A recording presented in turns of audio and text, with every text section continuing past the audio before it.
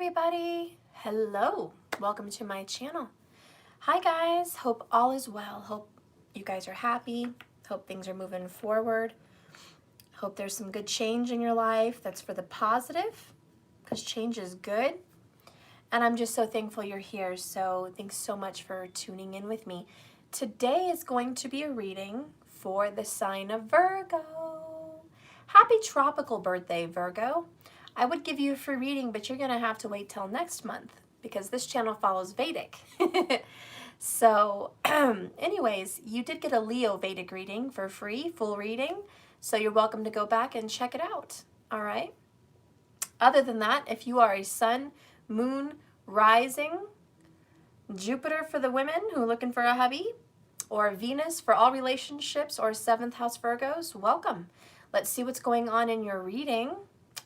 And if you're a tropical follower, Virgo, that's fine too, because you know what? I find very often I resonate with tropical signs as well. So you're just welcome. Welcome to be here. Cross watchers, welcome. Everybody, welcome. Let's go ahead and just dive in. All right. How are you guys? Lord, please let this be good. I hear you, girl. I hear ya. And to all my fellows, welcome. My fellas. I don't know why I said fellows. Anyways, when I was beginning your reading, I was thinking pretty heavily on the song True Colors. So I don't know if that resonates for anybody, but you know the song, by Cyndi Lauper. I'm not going to sing it. My voice isn't so great, but if I end up singing it sometime during this reading, just know that it only popped up when I was about to do your reading. Somehow I was thinking about true colors, okay?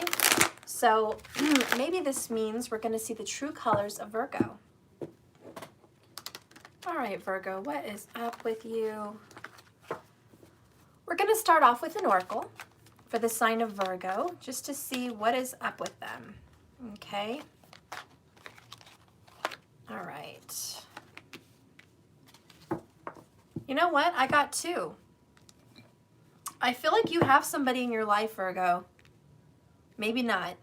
For some reason, I felt like this is you and this is your person. I don't know why it came that way, but it did.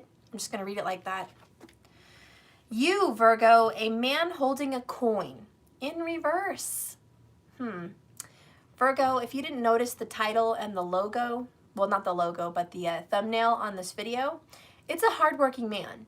It's a man that has his hands on everything. He's got the phone, he's got the clock, money is time, time is money. He's typing, he's writing things, he's got his hands everywhere because Virgo is the sign of the hands. And Virgo is a very busy bee. Virgo has to be consistently working. Even when Virgo has a day off, Virgo likes to get up and do things. They're not a sit around kind of sign. They're not a veg out on the sofa kind of sign, okay? So Virgo, you're always busy, okay? But when it comes to money, Virgo, you like to ensure that money is consistently coming in, that you've got a constant flow of income. Virgos make great investors, great bankers. They're excellent managers. They're managers of people, managers of time, managers of money. They're just excellent managers. They really do a great job at staying focused and detailed. They make excellent editors for people that write books and publish things, okay? They're great at checking somebody's work. They make excellent teachers, great artists. They're beautiful artists. They're excellent at creating food, cooking, decorating. They have a very high skill in home decor. So Virgos are naturally beautifully gifted people, as well as beautiful on the outside. They're just gorgeous people. So when I see a man holding a coin on reverse for the sign of Virgo, I feel like you're losing here. Losing time, losing money, losing friends. You feel like things are just falling through the cracks also. I'm kind of getting the feeling that you feel like your life is kind of just out of control, out of your hands. You know what I mean? Where you just feel like, I can't put my finger on it, but I just can't get a hold of everything. You're kind of losing things here. Maybe just losing your mind, but we're going to get into it. The next card is for your person. The Sun. So Virgo, you could be seeing a Leo, okay? This could, you know, be interesting. Maybe your person is a Virgo in tropical and a Leo in Vedic, or maybe they're a Leo in tropical and maybe even a Cancer in Vedic. But your person is coming in as the sun. So Virgo, your person is shining bright, warming the room, giving you joy, giving you happiness. I think your only joy in this world is this person.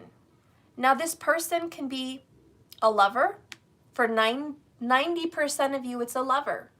For the other percent of you, this person in your life is one single important person.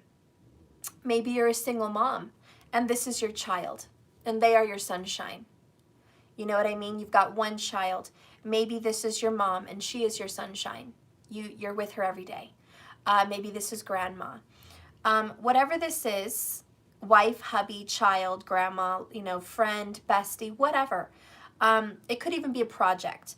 Your intimate affinity, your focus, your person, whoever this is for you, is the light of your life. So they bring you joy. I'm going to read a little bit more about this man holding a coin for you. All right. It is the number 43. It's about male connection and money, health, or value. Okay, I didn't mention health. I forgot Virgos are extremely health-minded, so excuse me for forgetting that. This card reversed reveals that, Virgo, you could be acting against your own best interest where money or health matters are concerned. You might be spending a bit too much or simply not being conscious enough about what's really important. If that's the case, be more aware of your choices and priorities and bring more discipline to your life. This card reversed could also be a warning of self-absorbed or dismissive man who may be out of his own advancement, even at the cost of your own. Be conscious of the critical or demanding men around you, and always remember that you alone determine who has the real power in your life. So Virgo, since you're coming in as this card, most likely you're a demanding man and you're not really making good, healthy choices. If you're a woman, it could mean that you have a man in your life that is not making good, healthy choices, that is kind of a drain on you. Either way, Virgo, is a draining energy here today. You're feeling drained. You made a mess with cocoa on you? Okay, hold on. My little guy spilled cocoa on his shirt. I just started, I know, but just give me a second, please. I got to do this by myself here, guys. You got to work with me.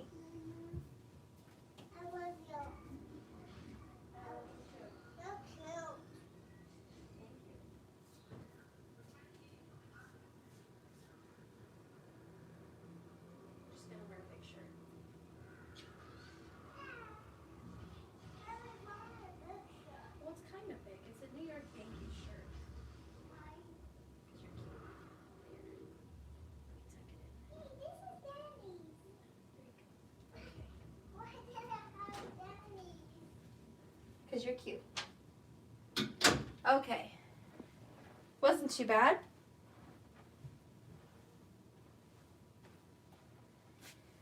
So it wasn't too bad at all.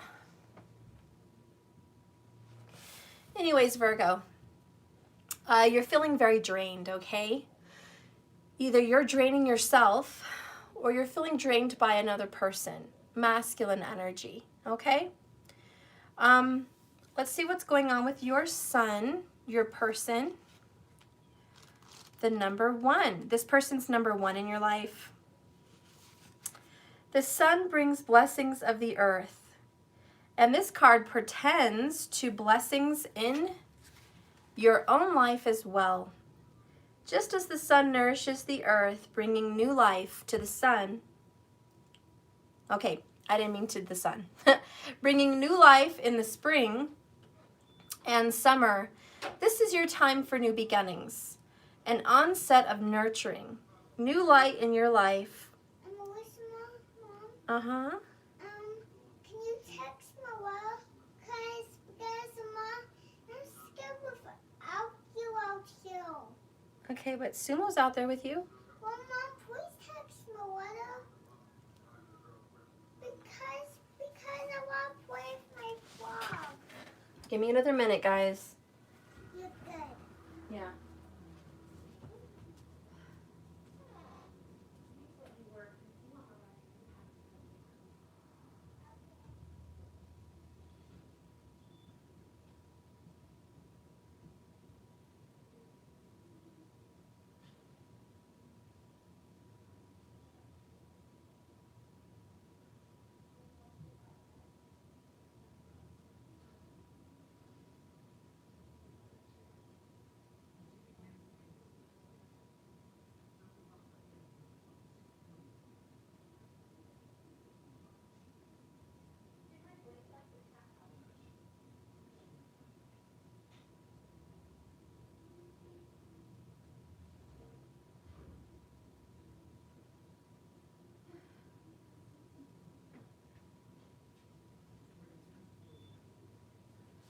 Okay. So,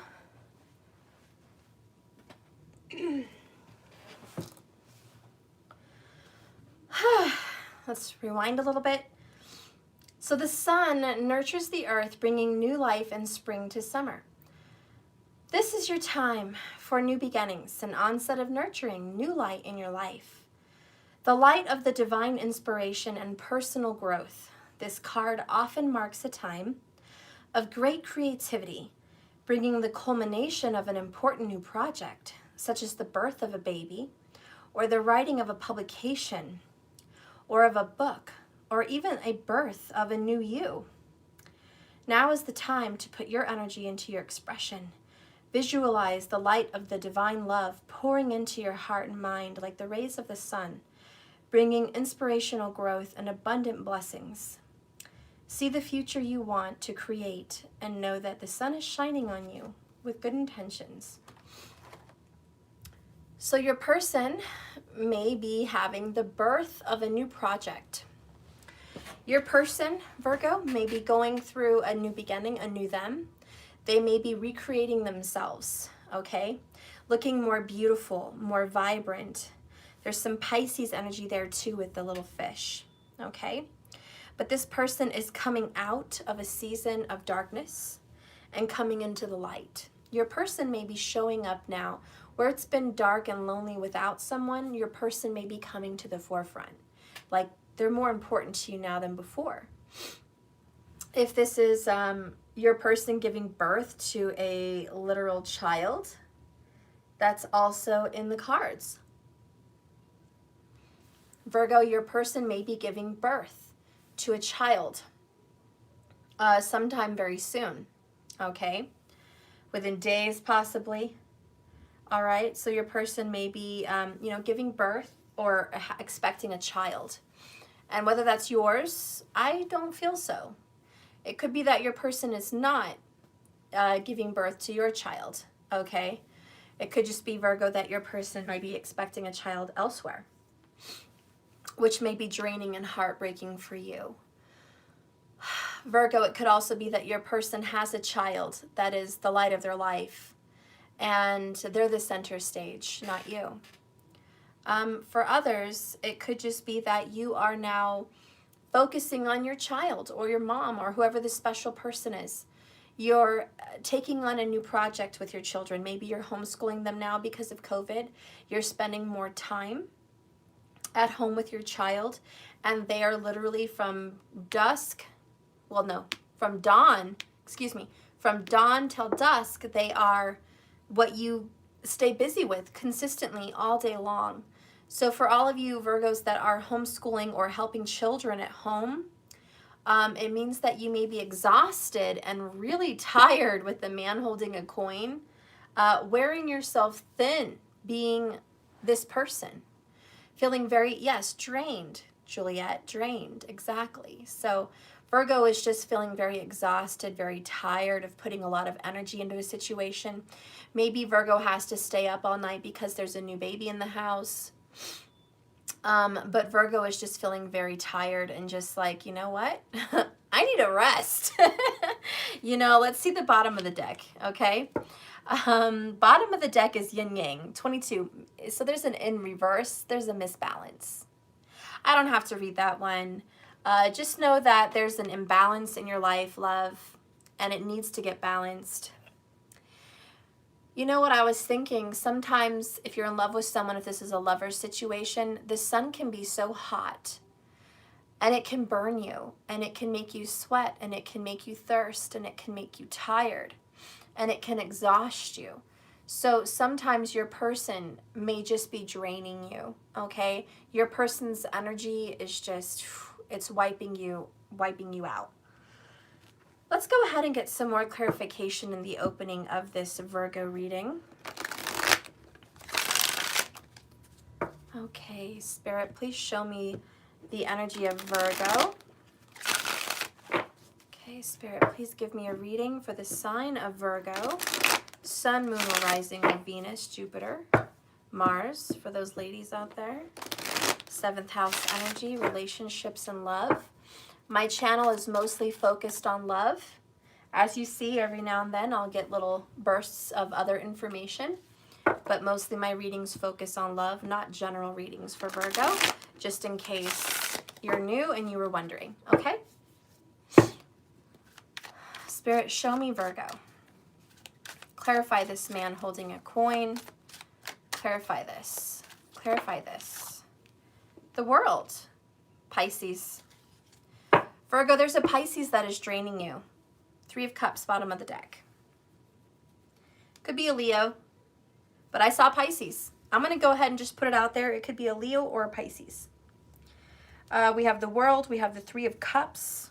Feeling it. This person that's draining you, Virgo, is someone that you're meant to be in communication with. It's a soulmate. It's someone you're supposed to be with. It's a reincarnation. It's karma. It's somebody you have to settle karma with, okay? Yes, you can reverse it. Thank you so much. You can reverse the message if you're cross-watching, totally. So there's an imbalance here between you guys. Like, life is just not working well, and that needs to come to an ending, to a close, okay? Because, Virgo, there has been an imbalance of focus and attention. You have not been focused and attentive to either yourself, okay? I'm just going to say yourself. You just haven't been. You've been worried about other people, not you. And so there's this beautiful celebration. The Sun and 3 of Cups is great. Bottom line, we're going to celebrate. We're coming to the closing of a chapter. Yay! Okay, good. So Virgo is finishing up this difficult, strenuous, draining period of life. That's enough, okay? That's enough. Virgo is ready to go ahead and move forward. Spirit, clarify the relationship that Virgo is highlighting here for me. Clarify the relationship. So the relationship for Virgo is an Emperor energy, which is Aries. Could also be seen as Leo because of Magha Nakshatra. And this is the beginning and the end. Emperor stands for completion and stability. I love you too, Elizabeth. So completion and stability. We have a new beginning here between you and this person. Virgo, Ace of Pentacles, a new beginning. 5 of Cups. See if I can scoot that over here. I'll just put that there. Okay, so we have 5 of Cups, which is not so happy, you know. I'm just going to be, I'll hold my beautiful cards up for you guys so you can see. So there is sorrow, sadness, regret, remorse, guilt, shame, too much water under the bridge, crying over spilled milk, something that already happened. Okay, the Emperor is gorgeous as well. Look at him. Yes, yes, yes. And this is stability and strength, confidence, pride, certainty, power, and vision, and just a lot of power here. Power, power. And then we have this beautiful Ace of Pentacles. It's glowing green. This is money, wealth, power, health, and happiness, true abundance. Okay, so there is going to be a new beginning for Virgo with this person. Knight of Cups, Pisces energy again, ticking time bomb, 10 of Wands, 8 of Pentacles, there you are, Virgo, and 7 of Swords. Bottom of the deck, bottom line, 4 of Swords.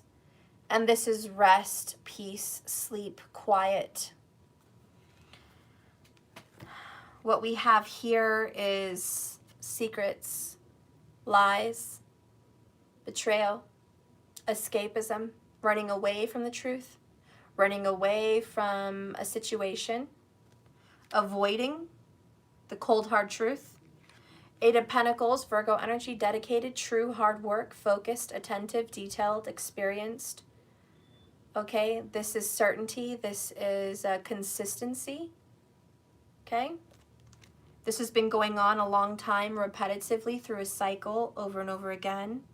10 of Wands, this has been a very hard burden. It's been difficult, to say the least. It's been very tough on you. It's been a heavy weight to carry. It's been painful. It's been emotional. It's been draining, like we talked about, absolutely draining. Time to just give it up at this point. Ticking time bomb, self-explanatory. It's time. This has been something that's gonna, need to be blown up. The point that I said with ticking, it means it's been ticking. You knew this situation was an issue, Virgo. You knew that it was an issue for a long time. The Knight of Cups is more like a healing. It's more of a peace. It's love coming in. It's romance. It's forgiveness. It's joy. It's good news. It's emotional actions that need to be taken. It's renewal. It's usually a love offer as well. So let me just take a little gander over here at these cards, Virgo. Right off the bat, you have a relationship with a Leo and a Pisces. Now that could be both. You could have 2 relationships, or it's just one person. For some of you, it's 2 relationships. You're absolutely drained by this problem. The problem is there's something that happened in the past that wasn't dealt with. So there's unfinished business. We have the 7 of Swords. We've been running away from this unfinished business for a long time. 8 of Pentacles. It's been a very heavy burden to just walk through life ignoring this, acting like it's not happening, acting like it's not an issue. This is somebody that's been wearing a mask and pretending. Even if this is something as small as pretending you're not as tired and exhausted as you are, even if it's something as just small as that, it's been going on a long time, and the more and more you ignore this, the more and more you avoid clarity and resolution, and feeling better and feeling empowered. What has to happen here is a break. There has to be some rest. Oh, maybe, I usually pull 3 from the bottom when I finish the cards. Those of you who have been watching totally know this about me. But if you're new, I usually pull 3 from the bottom. So here's 1. And this is a call for rest, a call for peace, a call to prayer. Okay, this is a putting something down and dealing with it through introspection, dreams, crying, meditation, and prayer. This is getting control of those wild thoughts and those wild words. It's a time for silence. Don't talk. The card that comes after it is very violent, very vigorous, we've got the Tower. So Virgo, there needs to be a complete ending here. There has to be a separation. When you study tarot, you know the Tower talks about a separation or a breakup. But on the other side of the coin, it talks about a revelation, an eye-opening moment of clarity, and a complete paradigm shift. An energy that talks about completely awakening, no more of the old beliefs, no more of the old ways of doing things.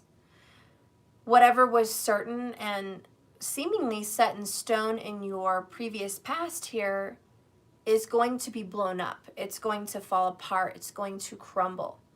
Virgo, your reality that you've been living is about to crumble. I feel there's been a fantasy and an avoidance of the truth, an avoidance of reality. That's what this is. Because the Emperor talks about reality. It talks about the third dimension here, this earthly reality, this physical reality. It talks about responsibility, and it talks about maturity. Of course, there's other sexual aspects of the Emperor, but that's not what this reading consists of today. Clearly. This is a more serious reading. So Virgo, this is about taking responsibility for the new beginning that you really desire, this Ace of Pentacles. You really want it. Spirit knows you want it, but you got to quit crying over spilled milk. You got to quit ignoring the fact that there is some regrets and some remorse, and you just have to deal with it.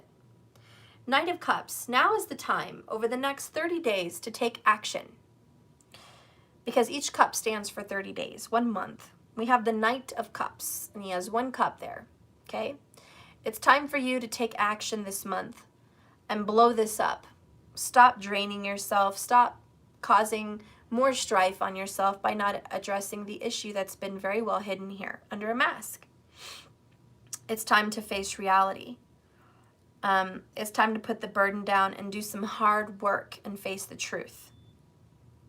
This Tower means business. It's not coming to tease you or tickle you or play around with you. It's not coming in to temporarily take your mind off of something. The Tower comes in to completely demolish something that can never come back again. That building will not be rebuilt.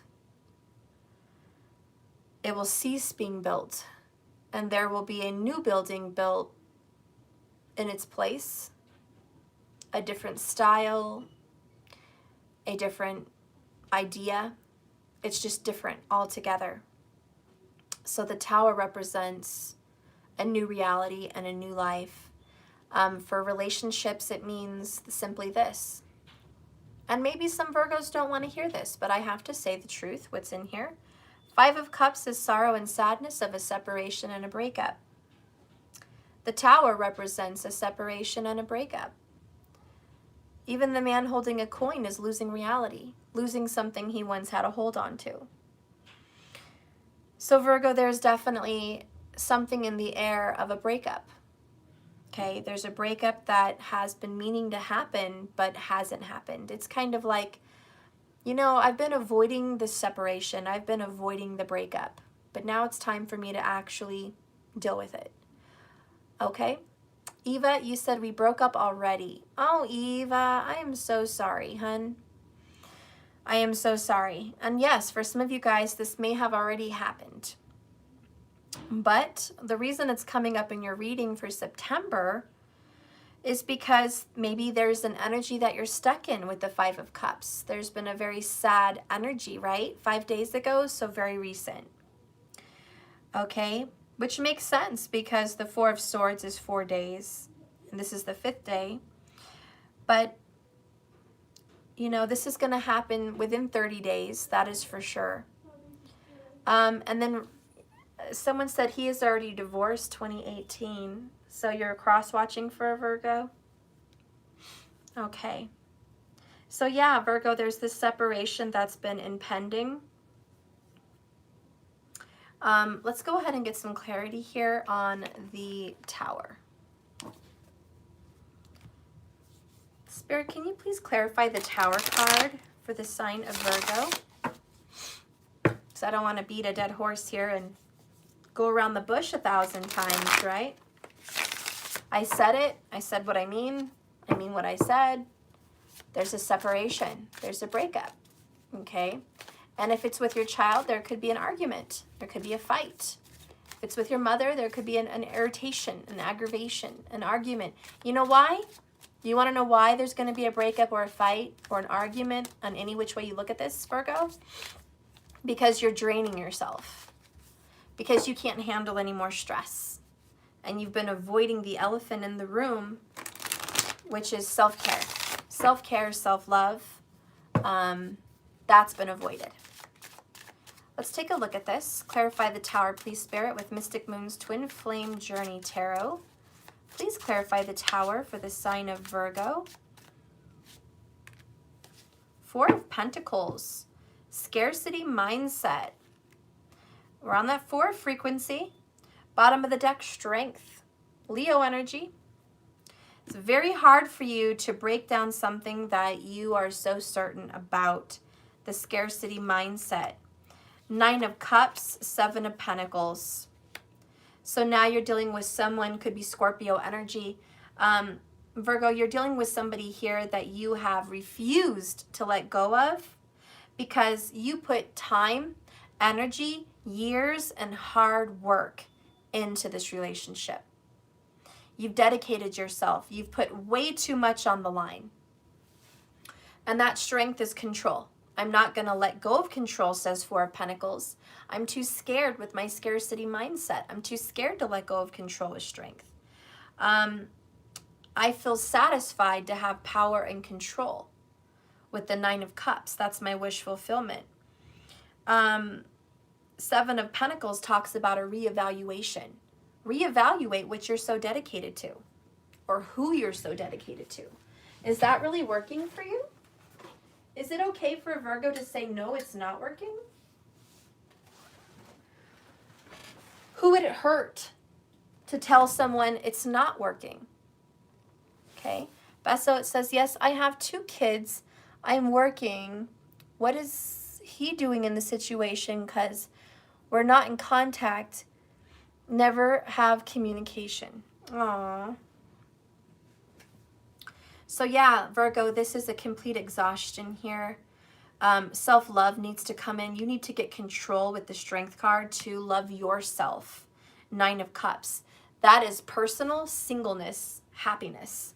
That is eating well, sleeping well, resting well. I already said that twice, sorry. Maybe you really need rest. You need some sleep. It's looking out what's best for you. You have to reevaluate what you've been putting your time and energy and effort into, Virgo. Okay, yes, are needing blessings and better things. There you go. So reevaluate your dedication to this. Because this Tower, bottom of the deck, represents a breakthrough and an awareness. Breakthrough and awareness. Under that is 7 of Swords, deception and strategy. We have that over here, strong Libra energy, and it just means deception. You've been deceiving yourself. You've been in denial, Virgo. 10 of Pentacles, ultimate achievement. It's also marriage, you know. Some of you guys may have been hanging on to the thought that maybe a marriage was what you wanted or needed. And so you were hanging on to that thought. You know, I really need that stability in my life to make it through my life. But the message of this breakthrough of this Tower is you don't need someone to complete you. You need to complete yourself. And obviously that person that comes towards to spend a life with you is a blessing, is an honor, is a comfort in life's difficult lessons. It's not a crutch, and it's not a support system. I know movies fantasize a little bit about relationships, you know, because underneath 10 of Pentacles is fantasy and temptation, 7 of Cups. So I know movies fantasize a lot about what kind of support systems come in a marriage. And I know the ideal dream is having that movie relationship where it's a partnership and it's a protection and it's a very good support financially, and they're just there to walk you through some of the difficult things in life. And yes, it's nice to be able to hold hands with someone through COVID-19 and through these fires and hurricanes and storms. It's nice to have someone. But it looks like your reincarnation was not meant for you to have that kind of support. It looks like you were meant to find value in self-love and self-support. It looks like you're meant to just hold yourself up here and count on a relationship with spirit, not a relationship with a spouse. And if this is about children, it means that you were not created to just be the most amazing dad, an amazing mom in the world. You were not made for that. And some parents accidentally overdo it, and they just suck themselves into a vortex of reliving their childhood through their children, or focusing on children, and that is the epitome, and that is the joy, and that is the focus of their life. And they become not obsessed, but addicted to pleasing and attending to these children or a child. And I've seen it.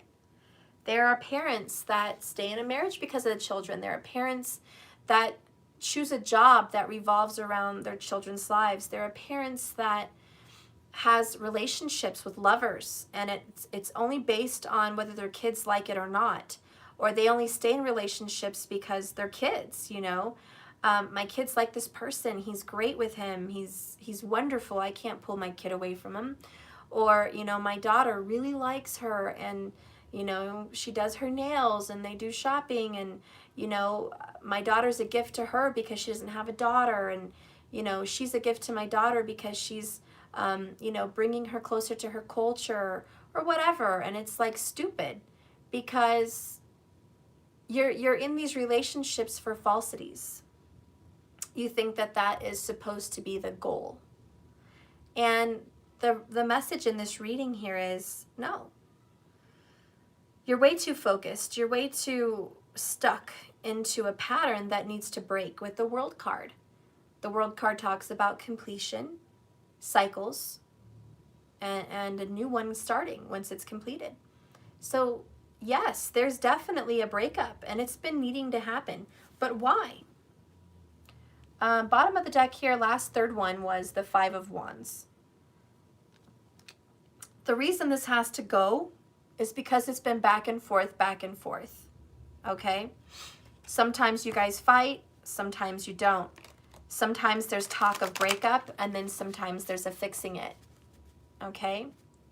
Hi, Jennifer. So there's been too much back and forth energy. There's been competition. There's been other people involved with the Five of Wands. Okay, there's too many cooks in the kitchen. All right, there's too many people involved in this relationship. You're making choices and decisions based on other people's feelings and thoughts about your life. What about you? You need to get control. Four of Swords, Four of Pentacles, Five of Cups. You need to get control. Let's see the cards that need to come out. So clarifying more of this energy is let it go. Yeah, there's definitely a letting go, Virgo. There's an ending of a relationship. Okay? There's an ending of the sun. The sun must set. Okay? The sun must set. And you're absolutely right. Virgos can be extremely indecisive.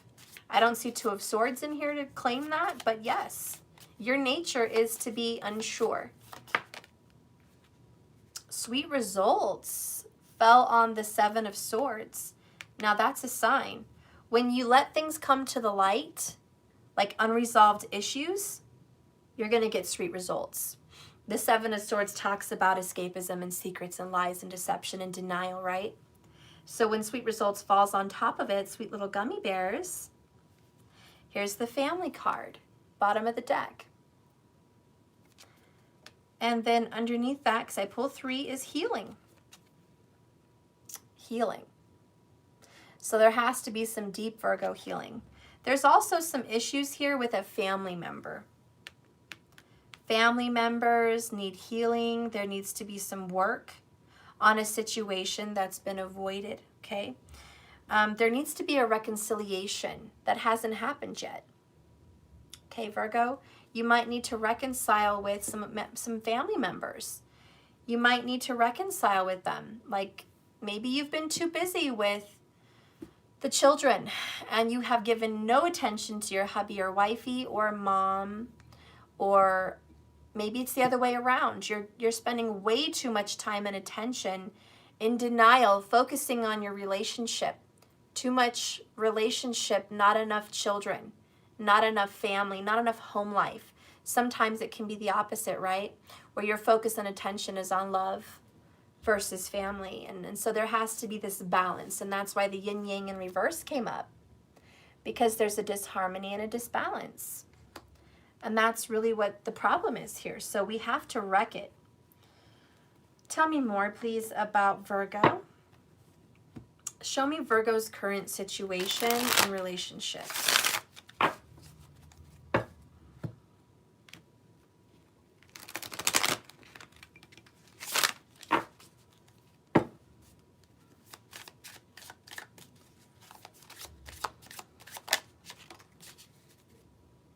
Here you are, Virgo, King of Pentacles. Here you are, for starters. Here is Virgo taking charge. We have the Page of Wands next. Here you are taking action, taking steps towards what you desire, but they're just baby steps. These are not big steps. These are baby steps, okay? And so this is just a little tiny step towards a direction of something you want. Then here we have Libra, Justice card. So there's 3 confirmations of Libra. There could be a Libra in your life, or you're just a Libra tropical, okay? But check this out. So justice is coming in. This is what's going on at home. This is your personal life. Here we have another second confirmation of the 5 of Wands. Drama, competition, lots of problems, lots of back and forth energy. Then here we have the Ace of Cups. Okay, this is a new beginning, a new relationship, a new love, a new baby possibly, a new member of the family. And then here we have the 7 of Cups, which we had earlier also in my deck. Okay.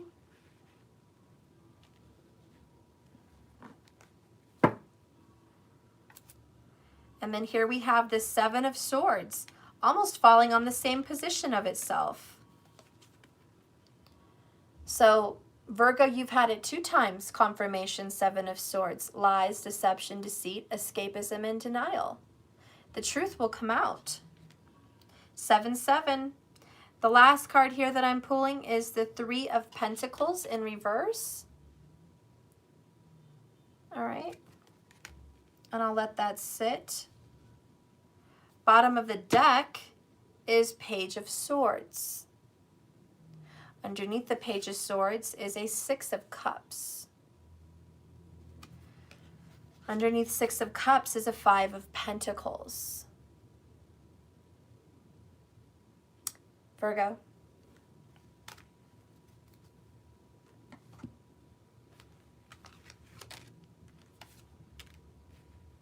What's going on in your home life is interesting to me. You're being very responsible. The Emperor, the King of Pentacles. Typical Virgo, whether you're male or female, you take responsibility, right? You put in the work. You put food on the table. You pay the bills.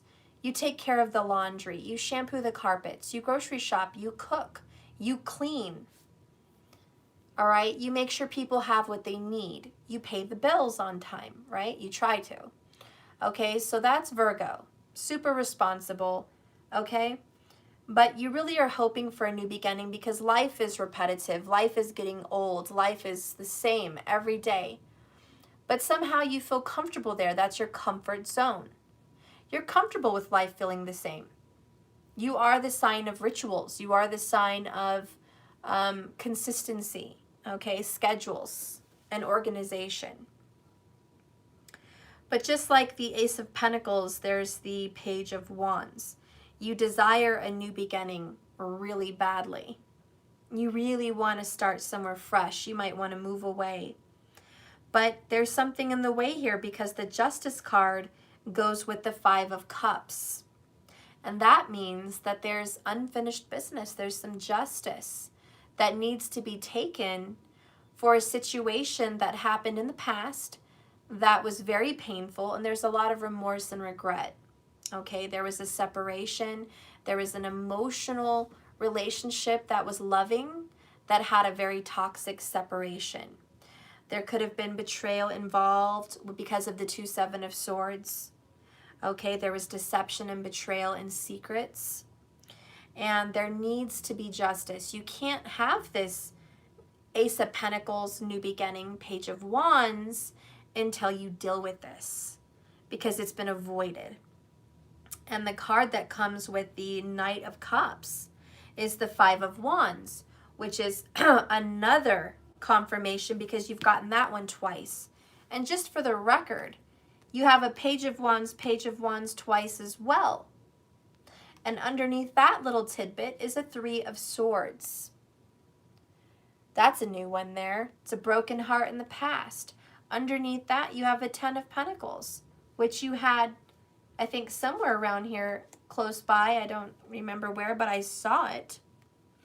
So this is all about family. It's about legacy. It's about respect, dignity, all of those things. Ironically, underneath this Five of Pentacles, Dark Night of the Soul, is the Ten of Swords, upright.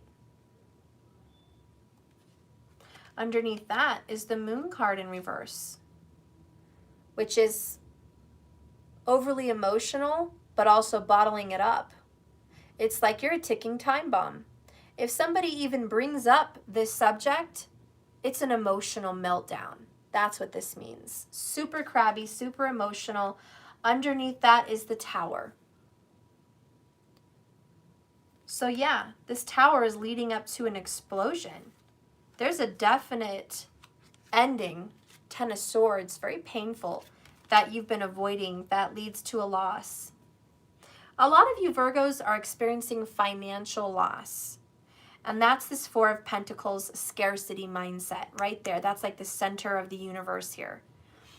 It's like everything has a root. Well, this is a root. This is one of the issues that has been troubling you since maybe you were 4 years old, okay? This root is you better hang on to what you have because you just might lose it. This root is you better keep and save everything because tomorrow you may not have enough. This is a worrying, a pressure, a stress, okay? You're always fearful. This is living in fear, Four of Pentacles. Tomorrow, I don't know how this is some of the things that Virgos tell themselves. So please don't be offended if you're a Virgo watching me, but these are some of the things you tell yourself. And it is, I don't know how I'm going to take care of this bill. I have no idea how I'm going to pay these bills. I'm surprised I'm still here. I'm surprised I still have my head on straight. I keep forgetting everything. I'm so sorry. I keep losing my mind. I don't know where my head is at. I have no control over what's happening. Or classic, don't judge. Don't judge, you know, but they're always judging. It's just always worrying. It's also, I don't have enough. Anytime you ask somebody to go somewhere, Virgo, do you want to go camping? I don't have enough money to go. Virgo, do you want to go to the mall with me today? Nope, nope, nope. Don't have enough money to go to the mall. I don't have enough time, and I don't have enough money. So don't ask me. Okay, Virgo, do you want to go to the movies? No, I don't have enough. I don't have enough. Okay, I need more time. I have to stay home and reorganize my fucking kitchen. I have some shit I have to do. I have laundry. I'm already stressing out thinking about work tomorrow, which is another classic thing Virgos do. They stress about work the next day. That is classic. Virgos go to bed with a pit in their stomach, like a sour stomach, worrying about the next day because they know the next day is going to be the same because they're living Groundhog Day. Okay? So this is classic. Now, are these healed Virgos? Are these sage Virgos? Are these age-old wise Virgos? Are these age-old, you know, wise Virgos that have been there, done that, learned, retired, you know, old with their cat on the beach? No, that's not this fucking kind of Virgo, okay? I'm not speaking to you, Virgo. You've already learned your lessons. I'm talking about Virgos that are in the thick of it. I'm talking about Virgos that are a true in the thick, in the midst of learning Virgo lessons. And one of the biggest lessons here is repetition, repetition, repetition. That's why we have the World card.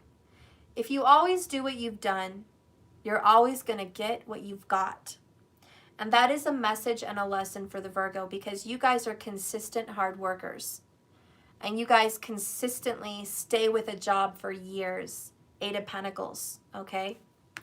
You consistently stay with a routine for years. You know, it's just like military. Think about the Navy, think about the Army, think about them. I mean, they're very Virgo. They're clean cut. They are dedicated. They get up and rise at the same time every day. They set their clocks.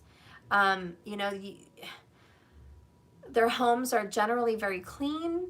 They have a certain order and tidy to things. They have a certain rhythm.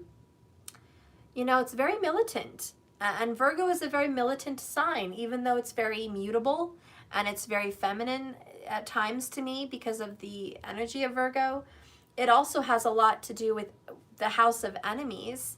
And it has a lot to do with having to stand up for truth and having to stand up for what you believe in. So Virgos make excellent lawyers. But why does a Virgo make an excellent lawyer? Well, one, they can read 1,000 books. They could write 1,000 books. Virgos write laws down, making it a law. They're the mind behind the law. You know, all those fine print in the Constitution, all that little fine print, all that information, that's all Virgo. They sit there and think and critique and create laws. So they make excellent lawyers because they can read. And being a lawyer, you have to read a lot. Being a lawyer, you have to really be into books. Being a lawyer, you have to dedicate yourself also from morning to night on a case and take your work home with you. Doesn't that sound like a Virgo? Working morning to night and taking your work home with you? That's true Virgo. That's why they make excellent lawyers.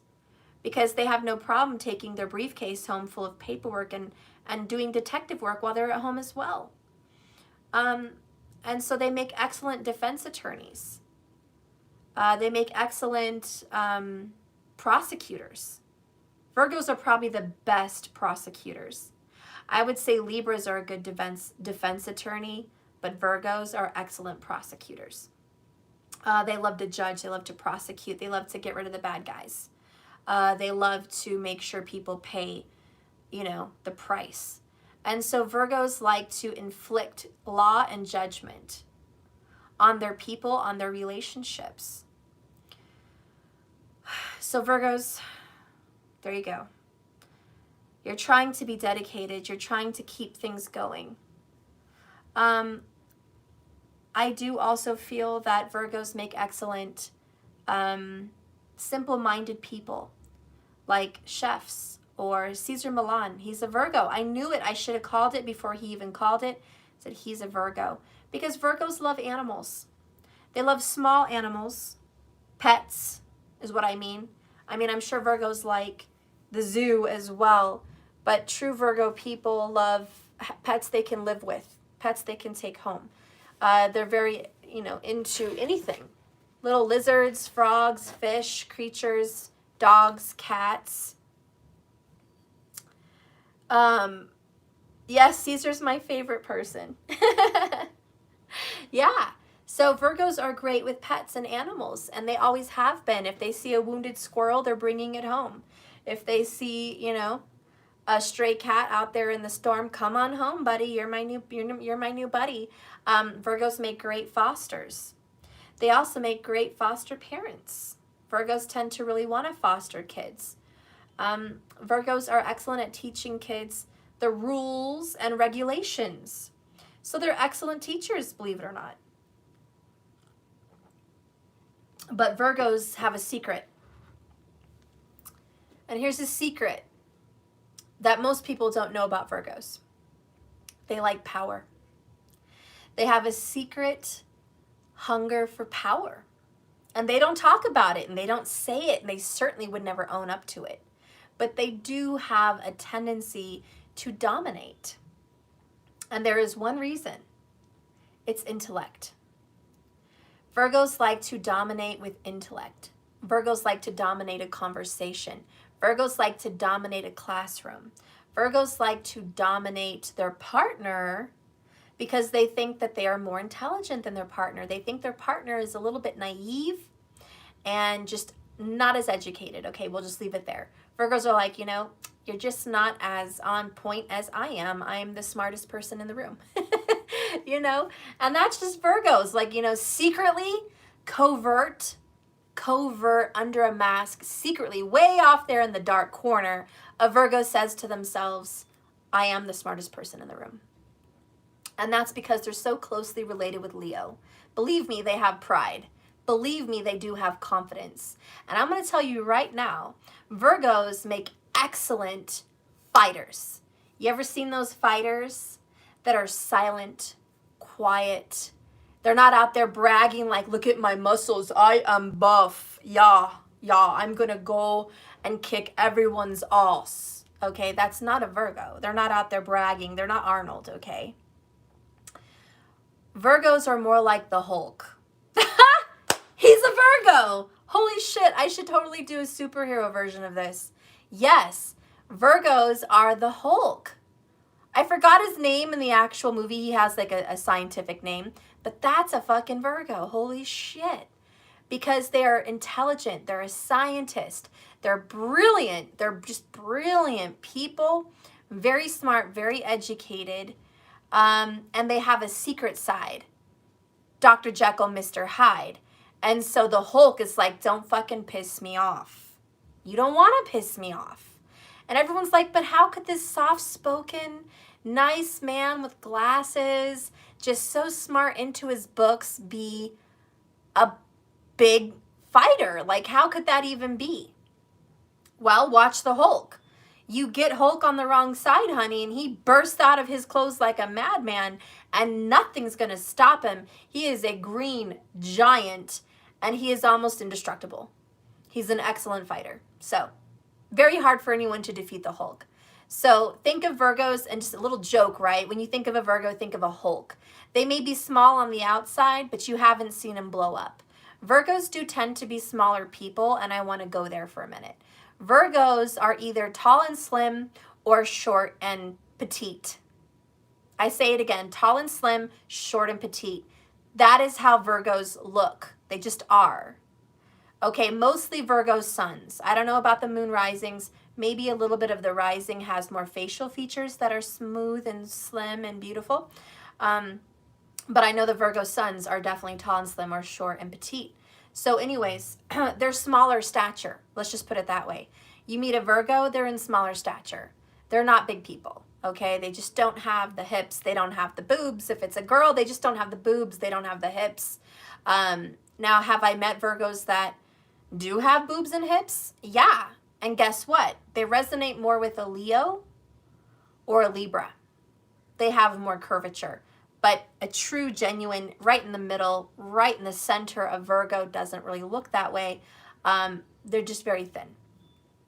So anyways, even men, you know, they have smaller arms. They may have muscle. They may have very defined arms, very defined calves, but they're small. You know, think about, what's that guy, Beckham? Whatever, the soccer player, right? He was totally muscly and sexy, but very small. He probably wore a size medium shirt and medium shorts. And his shoe size was probably, what, a 9 at best, you know? That's the biggest shoe size he'd have. So, again, just a smaller person. His height was, what, 5'9" max, maybe? So, you know, Virgo men are not super tall. They're just not super tall. Now, generally speaking, Now, if you get a tropical Virgo, which I do know some tropical Virgos, they're tall because they're Leos.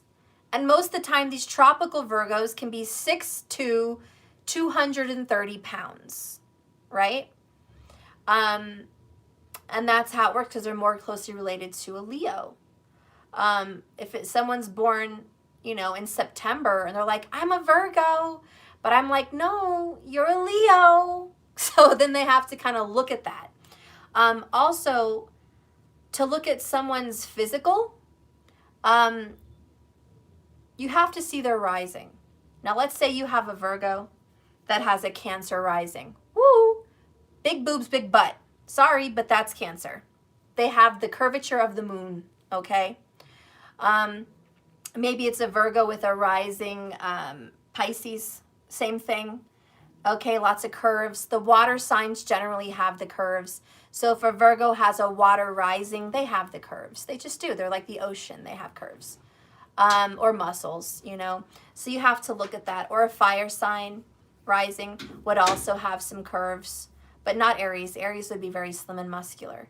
But Leo curves, that, you know, I'm not going to go there. Yes. No, Mama. She scratched me. Well, you should stay away from her. She scratched me. Oh, I'm sorry she scratched you. I wish I could just erase that and travel in time and make it not happen. But I can't. Look at that. Oh, jeez. Give me a moment, guys. Why were you playing with her? Where's your sister? She was supposed to be with you, making sure that didn't happen. Mariah! Mariah!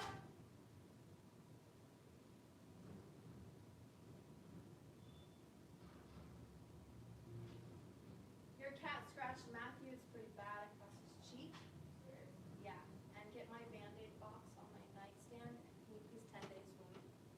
Clean it with a little soap and water with a paper towel first with the cat litter stuff out of the nails from his cheek. Sissy's coming to do it, and just use Neosporin. Okay. Okay.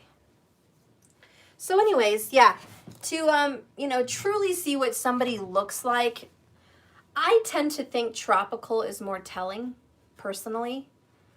My body style seems to be more Cancer from tropical, sun. And my rising, which is Sagittarius, in Vedic, I don't know, it's not super telling. They're supposed to have big thighs, big, thick, you know, thighs, but I really don't. If I gain a little weight, yeah, I do, but I generally don't. So Scorpio would be my rising in tropical. So I just think I resonate a little bit more with tropical, but you're going to have to see what works for you. I have looked at like my significant other's charts and seen where they resonate more with Vedic.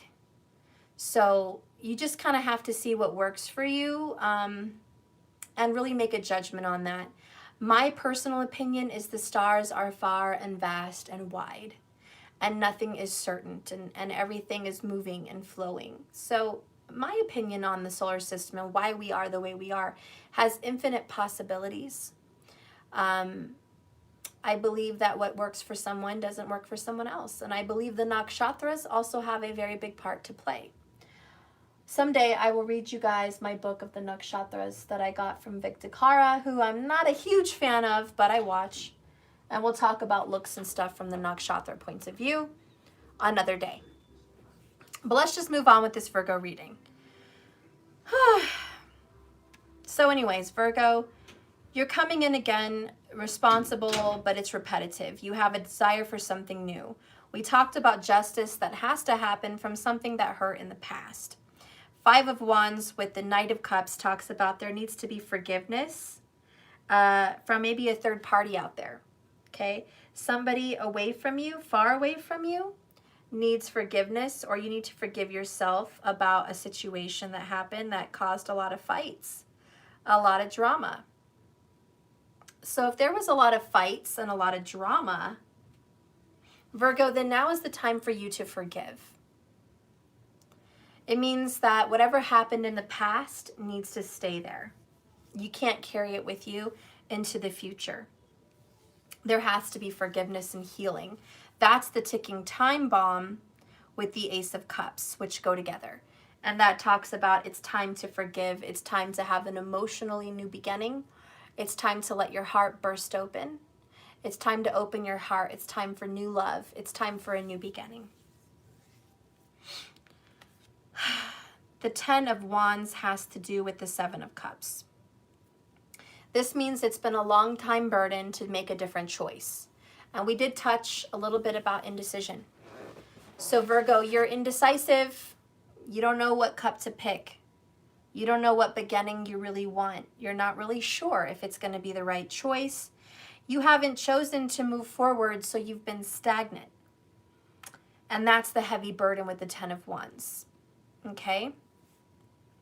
Clarifying the 8 of Pentacles, true Virgo energy, is the 7 of Swords. And that means you've consistently been in denial. And you've consistently been wounded by betrayal. And you've been consistently trying to just walk away from the truth. But the truth is here. There's no denying it. And I think you know it. You just don't want to look at it. It's like having a mess in your room. You know it's there, but you just close the door and move on with your day. Nope, not going to deal with that mess today. Maybe tomorrow. Maybe when I have more energy, I'll go back up there and I'll deal with it, you know? I got too much going on now. I'm exhausted. I'm tired. I have a big work day in front of me. I've got the kids, you know. I just can't deal with that right now. Or maybe it's a pile of laundry that's stacking up. Maybe it's organization that needs to be done. Maybe it's a fax that needs to be made. You know, maybe it's a phone call that needs to be made. Whatever this is, Virgo, you're like, yeah, I don't want to deal with that right now. So I'm going to go ahead and avoid it. The next card that clarifies the energy of the 7 of Swords is the 3 of Pentacles in reverse.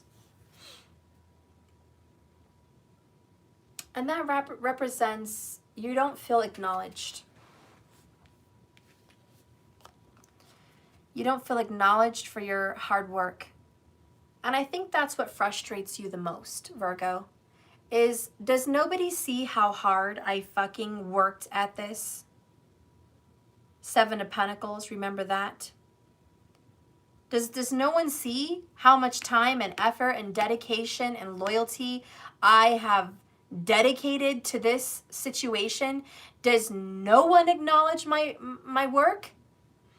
This is like being a singer and going place to place, trying to get acknowledged and trying to get seen, and no one notices you. This is taking your artwork here and there and never getting truly acknowledged. This is working at a job and your boss never gives you that raise, never gives you that promotion.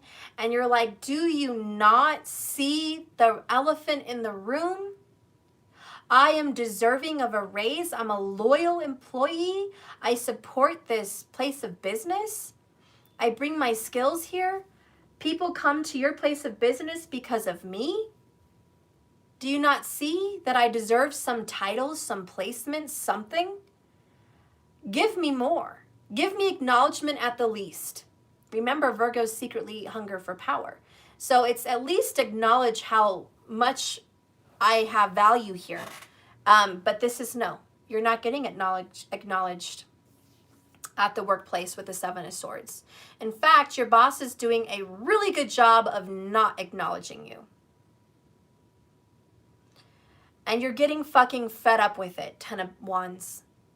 The more and more this person walks all over you and does not acknowledge your hard work, the more pissed the fuck off the Hulk gets. And how long before the Hulk is that ticking time bomb and explodes? Bruce Banner, that was his name, right? Bruce Banner? Bruce Banner? Whatever. Yeah, how long? Bruce Banner, there you go. How long before Bruce is like, you know what? I'm going to go ahead and blow up on all you guys now and just be like a psycho. Have you guys ever seen the movie Falling Down with Michael Douglas? Holy shit, you need to watch that movie. It's a good movie. Falling Down, Michael Douglas. I think it was in the 90s. Watch it. It's good. See, Markers, you're on my flow. Guys, I'm a mature soul. Most people that I do readings for say, Steph, how old are you? And then I tell them and they're like, no fucking way. There's no way I'm getting advice from a 30-somethings chick. There's no fucking way. And I'm like, yeah, well, that's who I am. But I have a very mature mind. And the reason being that I carry a level of maturity is Saturn rules me. 100. Like, that is my ruling planet for why I'm here. So Saturn is old and obsessive and kind of an asshole. God, that explains a lot. I'm just kidding. I gotta laugh at myself, seriously. Yeah, but I generally, when you're Saturn ruled, you get along with old people. Do you guys know? This is the honest fucking truth. I'm just gonna share a little bit with you about me. My sister-in-law, who's like 10 years younger than me, she invited her dad and her mom and her grandpa and her grandma over to our house for a barbecue when they had gotten married. And so these are some really cute little Scottish people, right? My sister-in-law is Scottish. And her grandpa was fucking adorable. He had this beard going on, this very bright red beard with white all in it, you know, and he had these bright blue eyes, and he had tattoos, and he was from the Navy. And her dad was from the Navy as well. And so we've got these two old veterans sitting on my deck. You know, he's got a cane. They both have anchor tattoos. Like, they're just true little Norsemen. I just love them. I fucking love them. And old as shit, you know, they're like 80. I don't know. I don't fucking know, but he was cool. And so I love old people. And so I have a room full of people, right? I've got my mom, my brothers, my sister-in-law. I've got nieces and nephews, and I've got my sister-in-law's brothers and their wives. So she's got 3 brothers and 3 wives. And so, I mean, I've got people that I could talk to that are even closer to my age. Her brothers are more my age. And their wives and stuff. And who do I gravitate to? I go out on the deck, and I'm out there just chatting away with her grandpa, who was awesome, and I don't even know him. But we had that one day, and I just remember having the coolest stories with him and just talking about politics, talking about religion, talking about Norse mythology, talking about just history and just interesting subjects that I like to talk about, and astrology and things like that. And we had a great time. And he told me, he goes, God, I feel like I'm talking to someone my age. He's like, I feel like everything you know, anyone your age just couldn't possibly know. You'd have to have lots of life experience. And at the time, I was like 30, you know, super young, much younger than I am now. And he was just like, you know, you're so nice and you're so great, and I'm just so glad I got to meet you. And I was like, you know, I'm really glad I got to meet you too, and it's such a pleasure. And every time I saw my sister-in-law, I'd be like, how's your grandpa? And I was so sad when he passed. I didn't, you know, he passed away a little bit after that, but I just love old people. And anyways, somebody asked, how old am I? What? You want me to throw my age out there? Oh, hail to the no. A true woman doesn't share her age. I'll talk about past ages, but I ain't going to talk about my age. Oh, I love you. I love you too. Look at you guys trying to sift through my talk and get my age. Oh, you're a little sweetheart. Sissy took good care of you. Are you okay? Mom, Mm-hmm. no, always mom. What? Always mom. No, she also got me white shoes. Oh, sweetie. I want you to stay away from her. You can't play with animals without mommy or sissy or brother with you. That's just not safe. You're too little. And animals don't respect little people. Okay? You want to go play with your magnets? I'll be right back, guys. Let me just go deal with magnets. You can go do all your magnets, which is fun. Yes, with you. Not with me. I have to do some work. And where are you? I saw my father in the office. Okay. You're beautiful. You're a beautiful boy. So this one has pictures like this that you can use.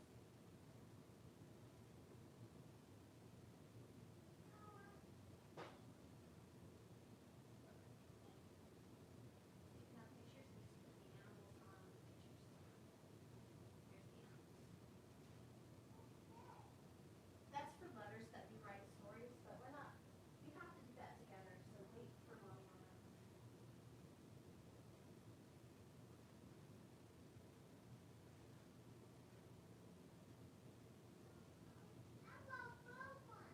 You want Avengers? Okay, you can get the bags. Just gotta find them. Okay.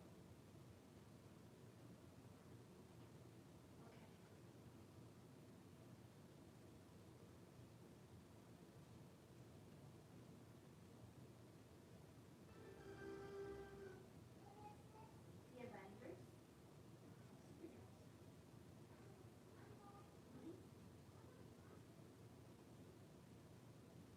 Now let me get your frog. I'm almost done, guys. I ordered you some frogs, okay? They're gonna come. Okay, I'm back, people. So anyways, the reason I brought up Saturn and old people in my little story, Saturn actually has a very big influence on the sign of Virgo. And it really likes Virgo. I think it's pretty happy with Virgo, personally, because they're little two peas in a pod, in my opinion, because Virgo likes hard work and dedication. Virgo likes respect. Virgo likes law and authority. Virgo likes order, okay? Like order in the home, functionality. Virgos can be a little OCD sometimes if they have Rahu or the moon really affecting them there. So they can be a little bit too judgmental and too critical, but they're critical thinkers, they're hard workers. They have the energy to work long hours.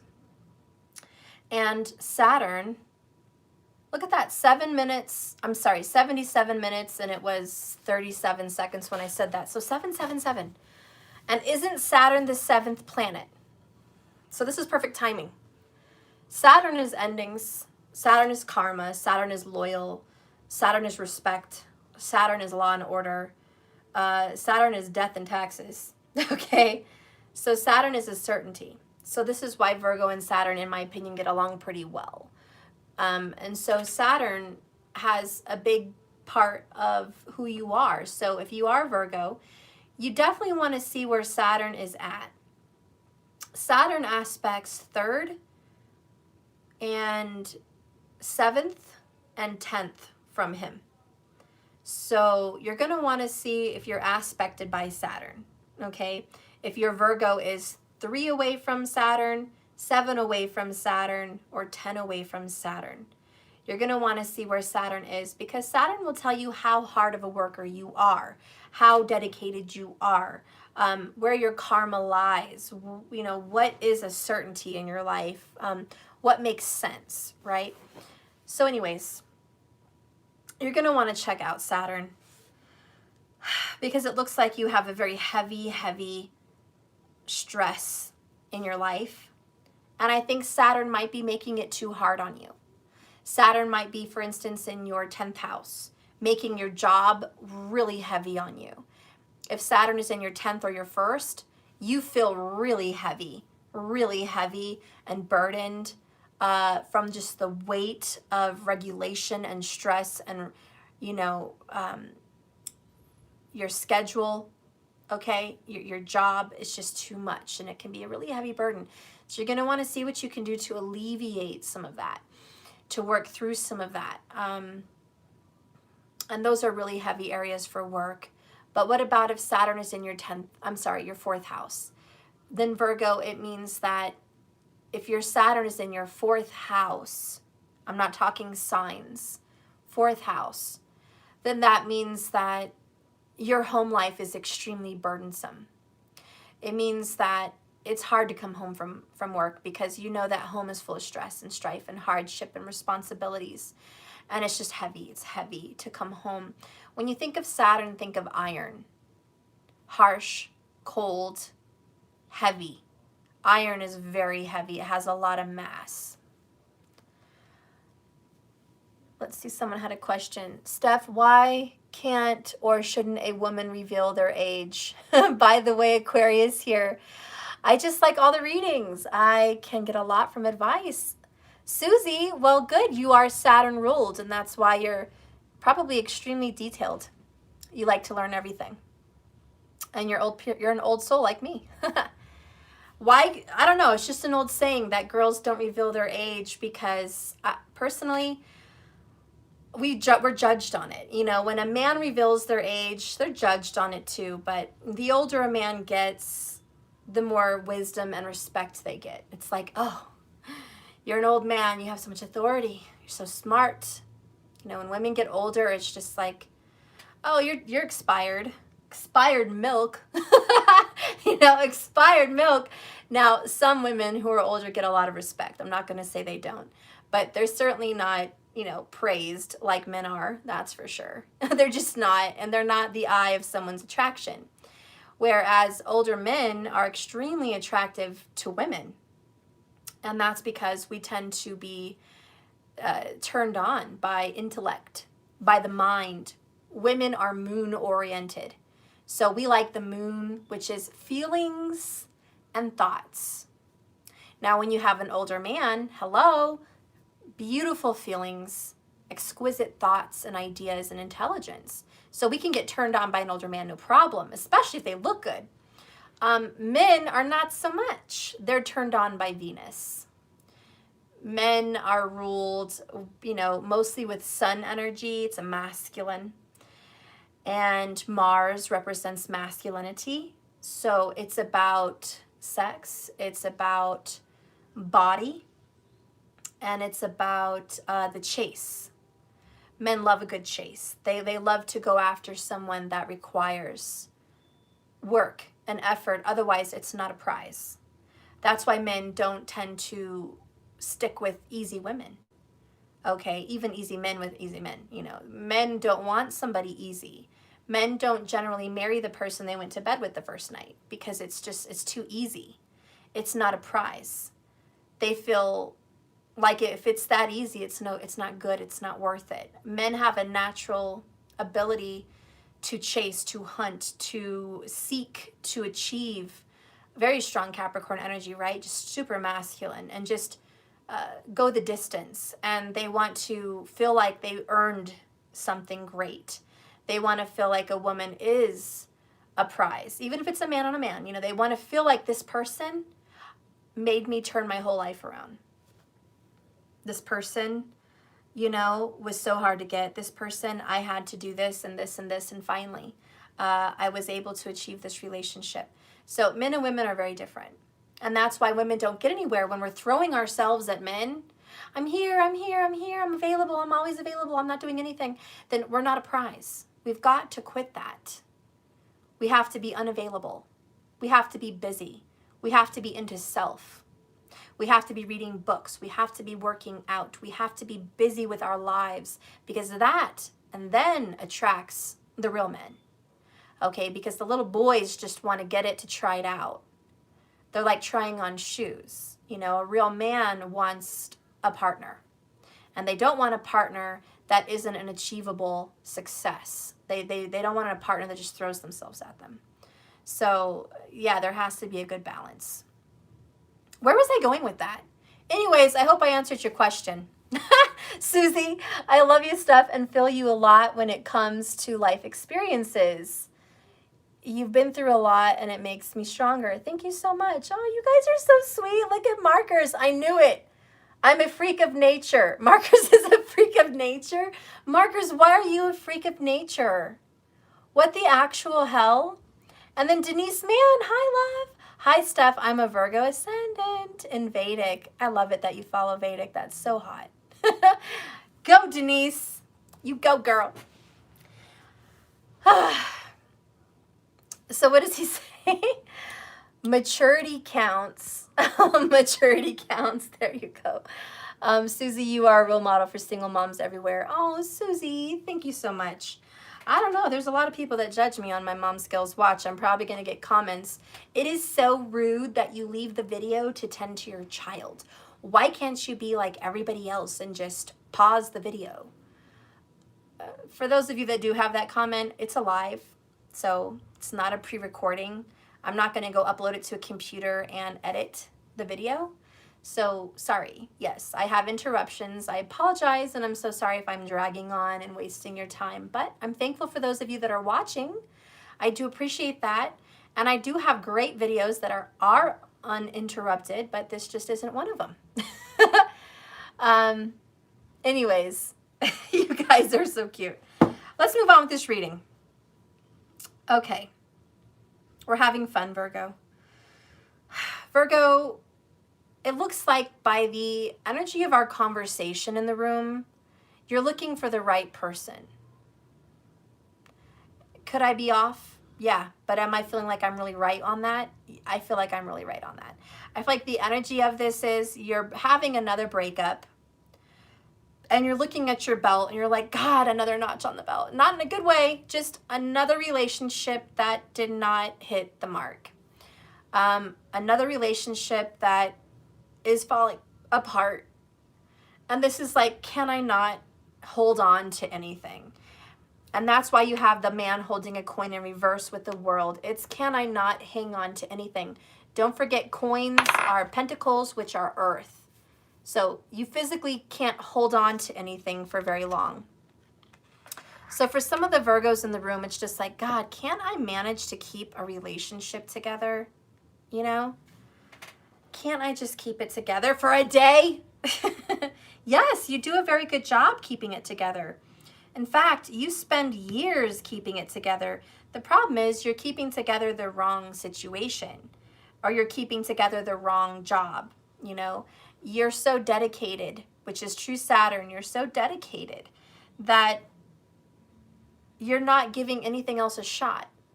Okay, you're not making room for something else to come in because this situation is taking up so much space. There you go. Let it go. Nothing good's going to come in unless you make some room. We just talked about this in Leo's video. Make room, right? Make room. Let's move on. Okay, let's see how many people I have. Like 25? Shit, 75. Okay, well, I'm going to share a secret with you. Yes, I'll tell you my age. And I don't want any judgments. I want 0 judgments. Do you hear me? 0. I just turned 37. Yeah. And I was pretty crushed because I feel like I'm on my way to 40. But at the same time, I feel like I'm 100 years old. You know? I feel like an old ass. And to be honest, my friends are in their 50s or late 40s. I get along with my dad's girlfriends. I get along with my uncle's girlfriend. Okay? I have older friends. And it makes sense because my Saturn is in the 11th house. Not in the sign of Aquarius, but in the 11th house, which is in Libra for me. So my friendships are older because Saturn represents older, mature. Let's just say mature, okay? Because us ladies don't like old, okay? Mature. Okay, so my friends are much more mature and much older than me, which is probably why a lot of you guys are older than me, most likely. And you know, that's why, because in my chart, I'm supposed to have relationships with people that are older than me. And that's just how I am. My friendships are older. I learn from older people and I just communicate better with older people. So don't judge me on being whatever age I am. Thank you very much. Look at you guys. Someone said I'm 10 years older than you, a decade. Look at that. A lot of you guys are going to be like, I'm like old enough to be your mom or your dad or your grandpa or whatever the fuck. Look, I don't care how old you are. You're only as old as you feel, and you feel as only as old as you think you are. So I'm all a believer of age is nothing really but a number. I hope you look vibrant and youthful for the rest of your life.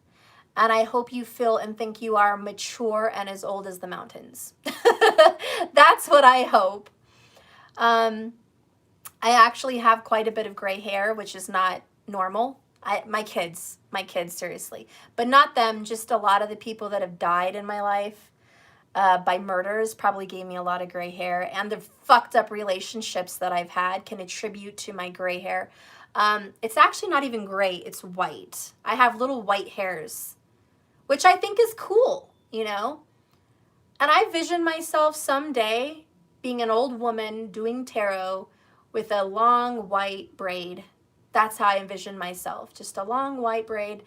Someday I hope to have all white hair. I think I'd be very blessed to be that old. And I hope someday that I do. So, am I, as a 37-year-old woman, going to dye my hair? I don't think so. I think I'm allowing my hair to be natural, honestly. And I think I'm a beautiful woman as it is. I'm confident in that. I am beautiful. I say I'm beautiful, and I am beautiful. And I don't need to just dye my hair. I like to dye my hair, and I have a lot of my life. But I'm very proud of my hair because I do feel more mature, and I do feel like people would take me a little bit more seriously knowing that I have some wisdom under the belt here, you know? So I don't mind white hair, you know, a little here and there. It's not major. My hair is pretty much black, brown, so it sticks out. I have, maybe 25 white hairs. But to me, that's a lot. To me, that's a lot. But that's how I am, and I'm very confident about it, so that's it.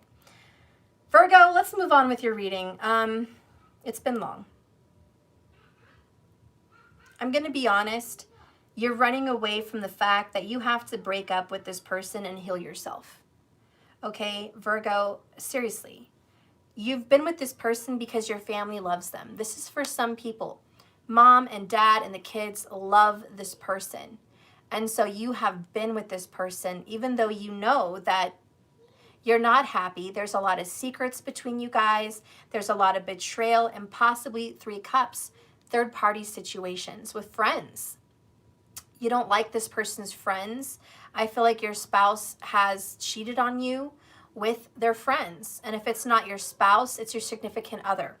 And I think you know that your person has gone out on you, but yet you've stayed in this relationship, okay? And I do feel like, you know, if you're not in a relationship and you're single, I feel like you are living single, like you're living in your house alone, and you're living your life as a single person, but your heart belongs to someone who is already in a situation. And I feel like you've been hanging on for this tower, hanging on for this breakup. And I do think that that person is going to break up because, for one, that person created bad karma by cheating on them anyways.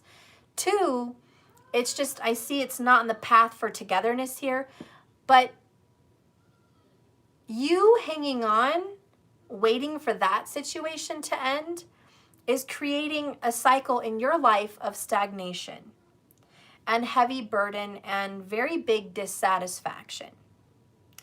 And I feel like Spirit wants you to stop punishing yourself. There's kind of this self-punishment. It's like maybe you feel bad for being involved in this. Maybe you just feel bad in general as a person. Maybe you just come down really hard on yourself. And let's not lie, Virgos. You guys do a really good job judging the world, but you do an excellent job judging yourself. And there is no other harsh criticizer for you than you. And that's just how it is for Virgos. You do point out imperfections. If you've ever dated a Virgo, they say, excuse me, honey, you got salad in your teeth. Like, for real, get it out. Thank you for telling me, by the way. That's great. Thank you. But it's also, you know, you could lose about 10 pounds. You're getting, you know, maybe you should work out a little bit. Whoops, you know, yeah, Virgos will just go out and say it, you know. Honey, you look like shit and your breath smells. I'm just saying. I love you, but damn, don't expect me to get in bed with you. You know, Virgos will say it. Virgos really just don't have hair on their tongue. So you're pretty judgmental, right? You point out people's mistakes, your children. You point out the errors in their homework. You point out the errors in your spouse's written letters to whoever. You point out punctuations, like if something's not punctuated right. It just cracks me up. I had a conversation with a Virgo yesterday. It was an ex of mine, and I said something and I forgot a comma. I forgot a comma in my text. And he wrote me back and he said, Steph, do you mean you want this or this? And I was laughing. I'm like, don't you get it? Of course I mean this. And he's like, well, then you should have put a comma between those two statements. And I'm just like, oh my God, this is a total Virgo, driving me crazy. Yes, that's a Virgo. They'll text you and kind of get into it with you and say, yeah, you forgot the comma. You know, shit, I'm sorry, Virgo, damn. I'll be sure to, you know, what the hell's up with spell check anyways, right? Isn't freaking Apple supposed to have spell check? What the actual fuck? Spell check my ass so I can talk to Virgos. But this is why they're excellent at writing books, seriously. Look at you guys talking about grammar. Grammar and punctuality, totally a Virgo thing. You want to meet an English teacher, you go meet a Virgo. Meet a Virgo, there's your English teacher. Should have been an English teacher, there you go. Anyways, as I was saying, you're very good at judging them, but when it comes to judging you, you're really hard on yourself. And Virgos have a secret vice. Here's a secret vice. One, you have suicidal tendencies and thoughts. And you may never tell anybody that. And you don't have to tell anybody that. But I'm telling you, I know. I know about it because I know what goes on in the Virgo house. I study astrology. And I do know that, especially with Sun Virgos, it burns hot, just like this sun. Sometimes it's too hot to handle. Sometimes it's too heavy. It's too much. And so when a Virgo sun is born here, they have these suicidal tendencies or thoughts, because they're too hard on themselves. It's out of proportion. It's really hot and heavy on them and their hearts and their minds about what they are, who they are, how they look to others, that when they look in the mirror, there's a lot they dislike. They dislike how they look. They dislike their hair. They dislike their heritage. They dislike their marriage. They dislike how they speak. They dislike how they talk. They dislike how they look. They dislike how they've treated people. They dislike what they've done. This right here is a Virgo sometimes. This is the dark side of Virgo. Virgo can get very depressed, very much in this inner little shell, okay? And that's why when I work with a lot of teens that have Virgo in them, it's very important that you lift them up and give them positivity, because they are really hard on themselves. If a Virgo kid has a Virgo parent, that's suicidal tendencies right there. For a teenager to have a Virgo parent, they would probably at least a couple times have thought about suicide, by pills or by knives, depending on where Mars is. So this is, pretty hard for Virgos. They have thoughts of that. Mama? Mama, please check different frogs on your phone. Why did you take off your Band-Aids? Well, no, I was the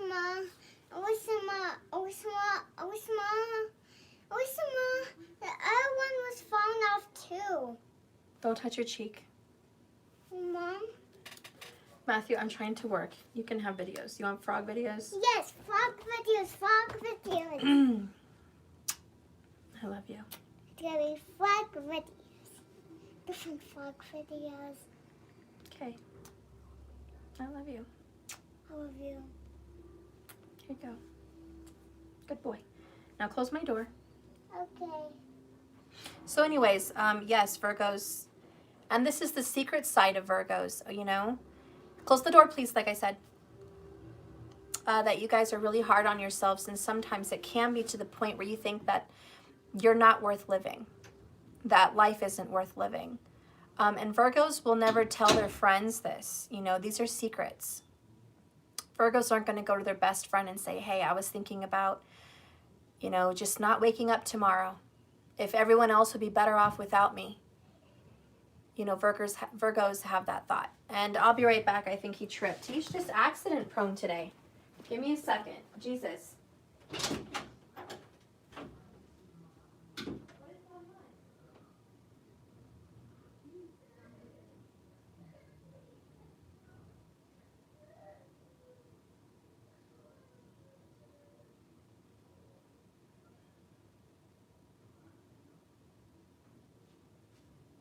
Okay.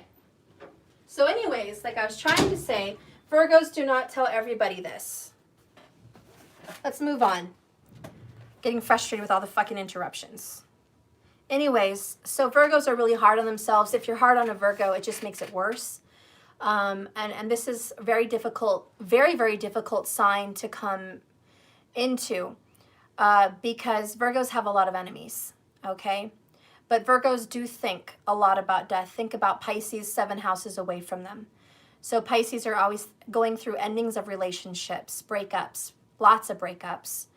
They're going through thoughts of suicide. They're going through thoughts of depression. They're going through thoughts of I'm not enough. They're going through thoughts of what's wrong with me? Something must be wrong with me because I'm the common denominator in all these relationships. And so Virgos really beat themselves up. And if they've made some bad decisions, if they've made some bad choices, 5 of Cups, where Virgo has regrets and remorse and guilt, it just makes that sadness and depression so much more heavy. Most people don't start going within like a Virgo, but you know, you don't understand. So what is Suicide Prevention Day? Elizabeth, that's crazy you bring up suicide today because today is Suicide Prevention Day. Holy shit. There you go. Thank you, Elizabeth. Channeling with spirit, getting this message out to Virgo, everything happens for a reason. And yes, we're picking up on that energy and this is how the stars align. This is mentioned because it had to come out. There you go. Thank you so much for that comment, Elizabeth. Suicide Prevention Day. So yeah, Virgos are going through this. And like I said, a lot of people don't understand this. They don't understand why would you want to end yourself? Well, let me tell you who doesn't understand it. Aries doesn't fucking understand it because Aries is about Aries. Taurus doesn't fucking understand it because Taurus is so preoccupied with responsibilities and work. They don't have time for inner feelings, which is why they bottle them the fuck up. Gemini doesn't think about suicide as often because they're too busy talking to friends and other people and socializing that they really don't have time to sit there and be focused on self. A very hard time focusing on self.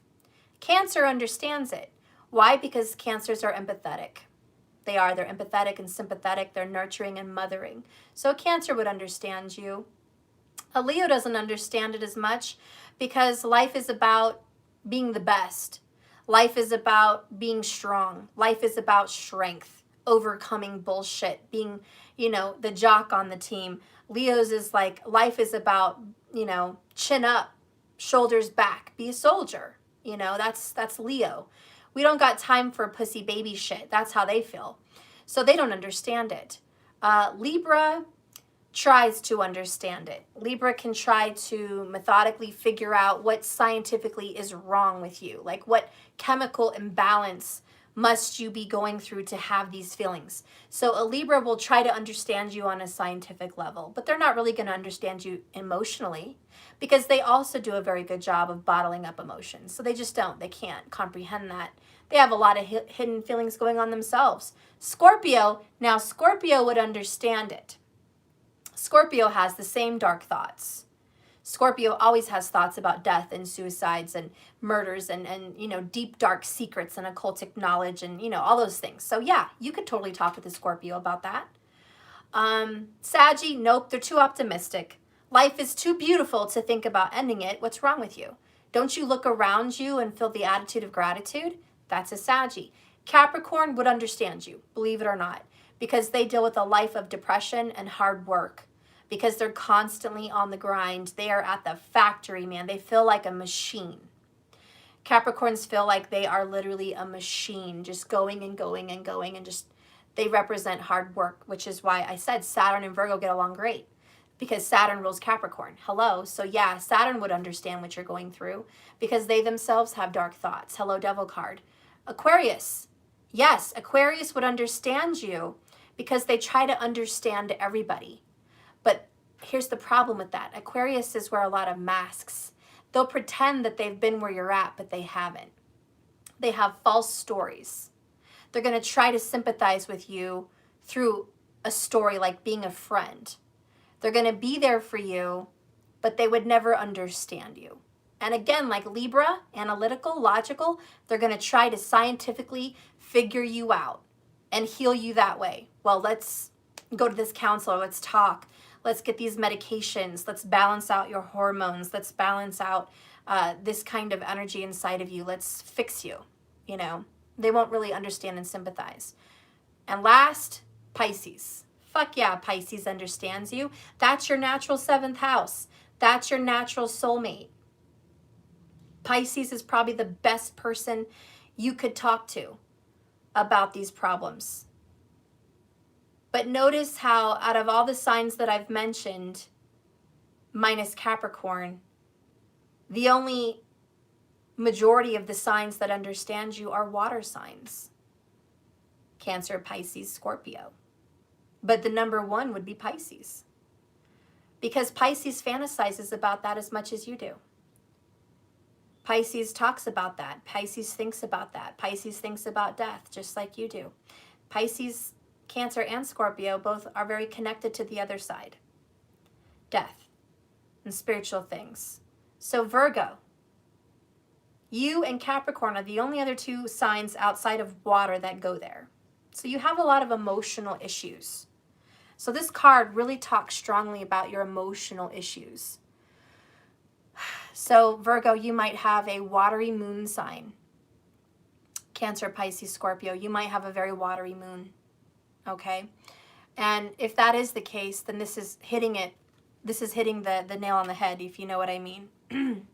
So for the Virgos that I'm reading for today, you don't have to admit that to me on this channel. You don't have to tell your friends. You don't have to tell anybody. But understand that I understand what you're going through. Because I see it here in these cards. And I do see that you have absolutely thought about not being here. And you have absolutely thought maybe these people would be better off without me. Maybe I am the common denominator to these failures. Maybe I am the reason I'm going through another breakup. I just can't make it. I'm not good enough.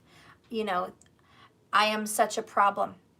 I'm a problem to them. I'm a problem to me. And you feel like you can't fix yourself and you're losing a grip of reality.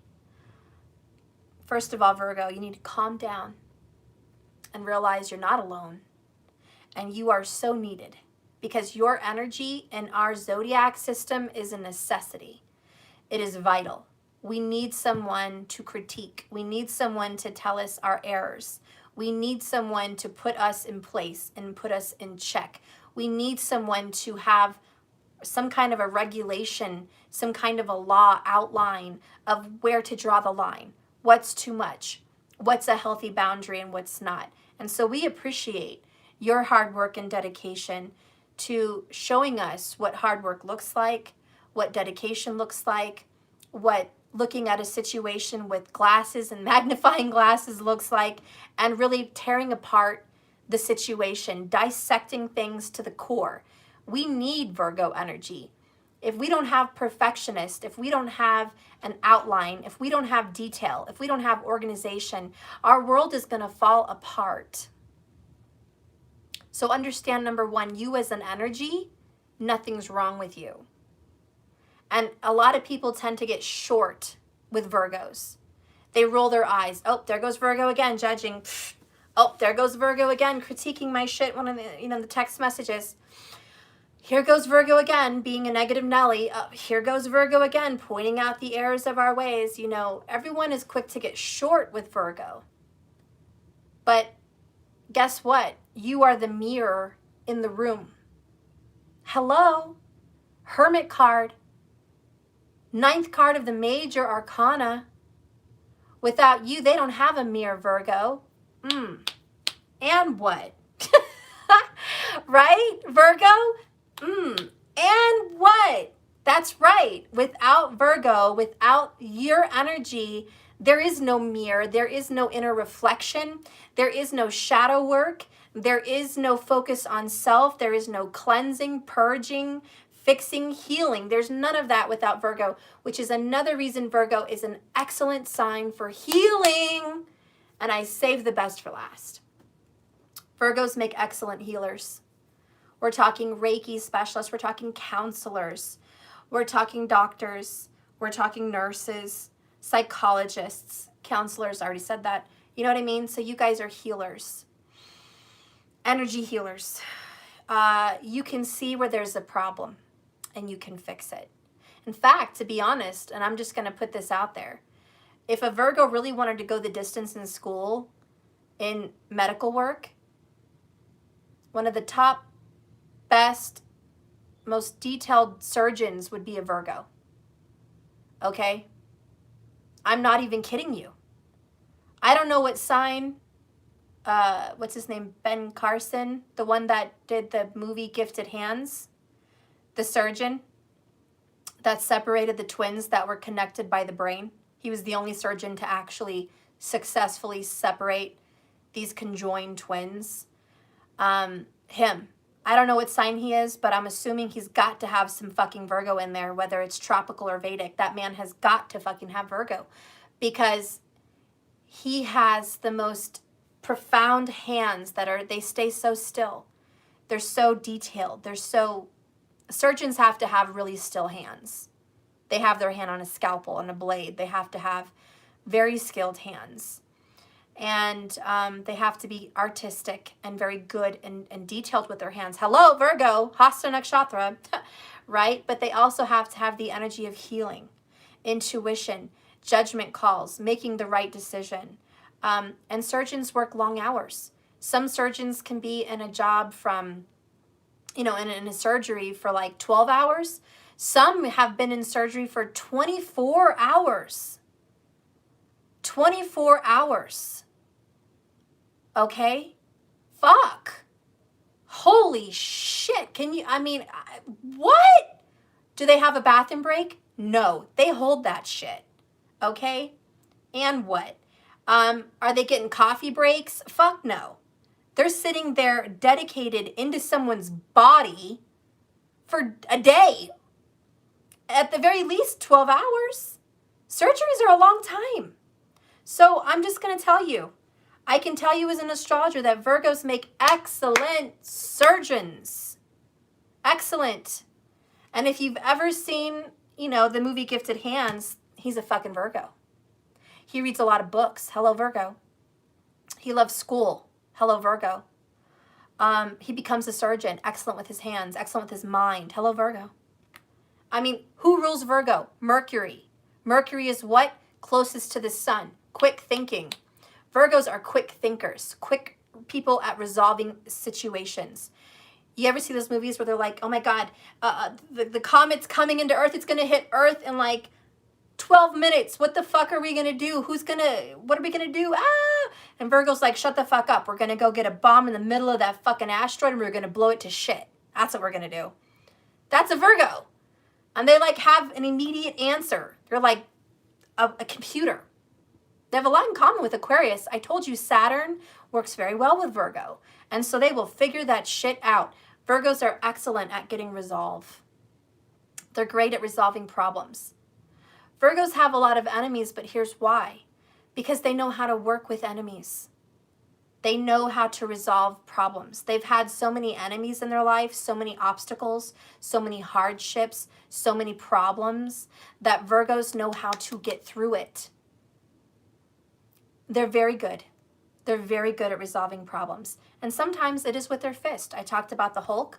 You know, some good fighters are Virgos. Muhammad Ali, I'm talking boxers. Okay? Float like a butterfly, sting like a bee. You know what I'm saying? Virgos are great. So anyways, Virgos are fighters. Virgos, you're going to fight through this depression. It looks like you're really going through it. And maybe you are thinking about not being here. Maybe you're even just having a fantasy. What would it be like if I wasn't here? What is it like on the other side? These are some things that you're thinking about. Okay, Spirit wants you to chill and take a rest and take a break because it's too much. Okay, you're doing too much on yourself. Hunty, first of all, the fucker that is playing with your heart is all fucked up. Okay, and I'm going to pull some cards on them, but they are all fucked up. And yes, you are prone to losers right now, but que sera, sera. We are growing, we are learning, we are adapting. This is a lesson, not a loss. It's that fucker's loss, not you. And so if there's going to be an ending to this relationship, honey, it ain't your fault. And if it does have something to do with you, it is the fact that you keep walking into the same situation more than once. And the only lesson you need to learn is I'm not going to do that shit again. Okay? And the other lesson you're going to learn is I'm going to manifest what the fuck I want. Tell me about the situation with this person that Virgo is having to end a relationship with. And if you're a cross watcher, please reverse it. We have the World in reverse, and the World here, they almost fell literally on top of each other. So this person, Pisces, again, comes in. This is a true soulmate. Could be a karmic soulmate. Sometimes we have karmic soulmates. But this person, Virg, by the way, this is a Virgo. The woman on this fucking picture is a Virgo, the Virgin. Anyways, this person has not stopped their shit. They continue to do the same shit over and over. There is no ending and no cycle for them. Ten of Pentacles, I knew that shit was going to come up. We talked about it earlier, didn't we? There it is. You've been committed to this person, Virgo. You've already basically imagined that you were with this person for the rest of your life. Okay, you've already seen the end.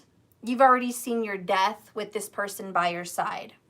Or that's the person you're just going to love the rest of your life. So you've already made certain that this is the person. But your person may be already involved in another situation. Ten of Pentacles. Queen of Swords. They have to divorce this person. They have to separate from this person. At the very least, if it's not a divorce, they have to cut off somebody else before they can move forward with you. Why? Because Five of Cups, Justice card. There is unfinished business in your person's past. And keep in mind, you can reverse it. Virgo, maybe there's some unfinished business in your past that you have to deal with as well. But there is a relationship that involves children, and that's a detail. There's a relationship that involves children that is in the past. Either you or your person or both have to deal with it. It is unfinished business. And anyways, that's drama. So we have Six of Pentacles coming up after that. This is what's coming around with your person.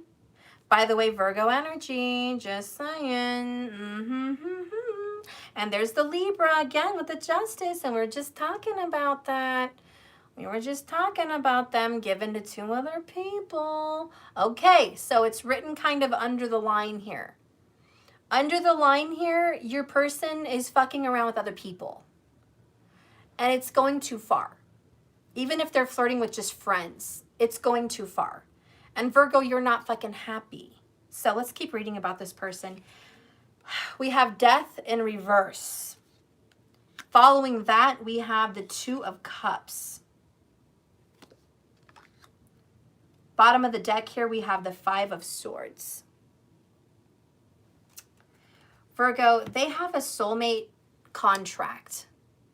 And I'm not going to go detailed. I'm just going to say it's a soulmate contract. It can be a karmic soulmate. It can be a divine soulmate. Doesn't fucking matter. There is karma between them. Oh, and I just almost blew out my candle. I'm sorry. There's karma between them, and they have to squash that shit.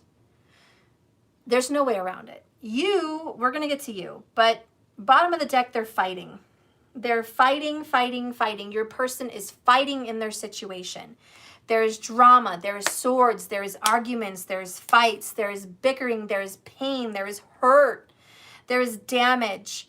And the death card in reverse means it hasn't transformed. They haven't let it die. The world in reverse, death in reverse. Your person, Virgo, has not let a situation end. How about this? It's not over. It's not over, Virgo. Your person's situation is not over. You think it's over. You'd like it more than anything to be over, but it's not. So 3 of Swords.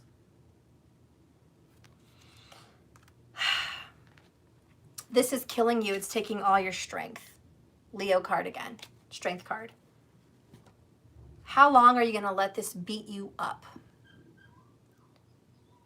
Okay, someone has a comment. Elizabeth, everyone knew that karmic. She would eventually do this to him and not be faithful. And go, Elizabeth. She's feeling it. Virgo, down here, you want a new beginning, honey. You want to start fresh. Can I just generalize this? Because I know there's so many different Virgos. There are single Virgos watching me that are looking for love. There are Virgos in a relationship with another Virgo possibly, or Leo, that are in a relationship that are getting this message. There are Virgos that are with someone that is with somebody else. There's just a lot of Virgo energy that I'm feeling in this reading. And I'm feeling all of you. I'm feeling the single Virgo. I'm feeling the Virgo that's single but their person's married. I'm feeling you. I'm feeling the Virgo that is together with another Virgo or Leo. And I'm feeling your frustration and saying who's who. Who's who in this reading? So I'm feeling you. I want you to know that I am picking up on your thoughts. I'm picking up on your energy, and I know your situations. And I'm trying to relate these to all of your guys' situations with this reading. I'm going to have to split that up into individuals to give you answers. And you know, I just have to be honest with you.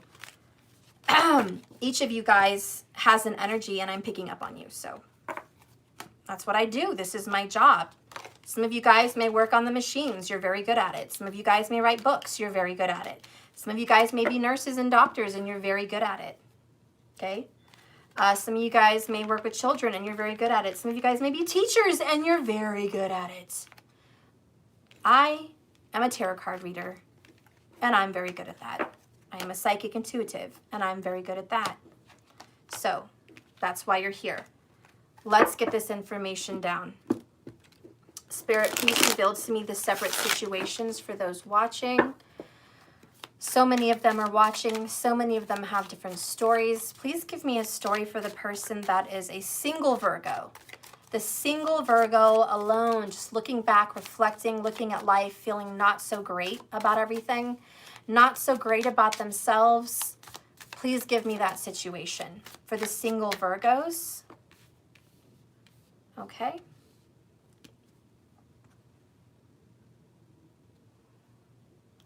The single Virgos keep a lot of secrets to themselves. Those are the ones that are really thinking about suicide. Okay? 4 of Cups. Okay? That is just emotional unhappiness. Just emotional lack of love, hopeless love. Am I ever going to find love? Am I ever going to have love? Is love ever going to come for me? Do I deserve love? Why is everyone rejecting me? You feel very rejected, single Virgos. You feel very rejected. You don't understand why love is evading you, and you don't understand why the people that you've chosen to love don't love you the same way in return. I'm going to tell you what my psychic intuition is on that. You're giving to the wrong people.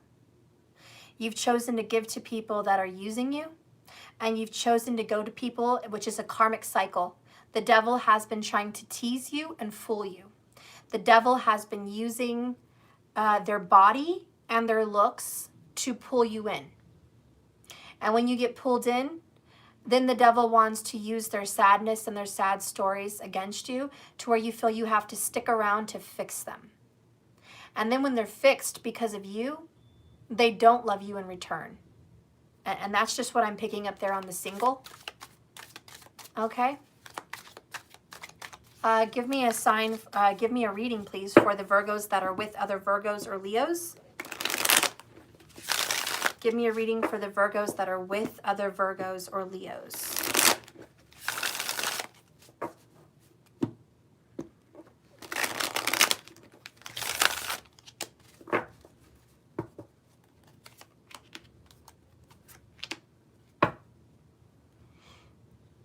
Bottom of the deck here, Queen of Pentacles in reverse.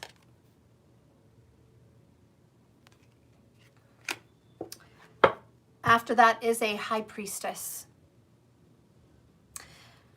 The Virgos that are with other Virgos or Leos are, for one, there's a lot of secrets in your relationship. There's a lot about the person you're with that you don't know anything about. There are things they have kept hidden from you, and you will not open that door. There are things about them you don't know. You think you know, but you don't know, okay?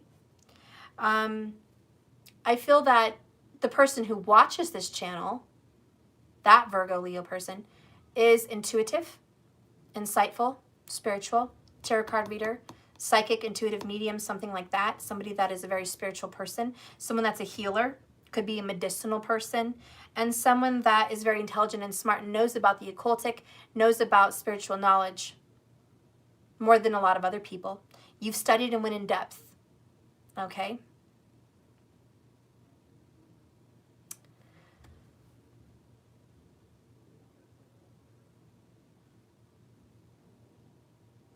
I'm gonna leave it there.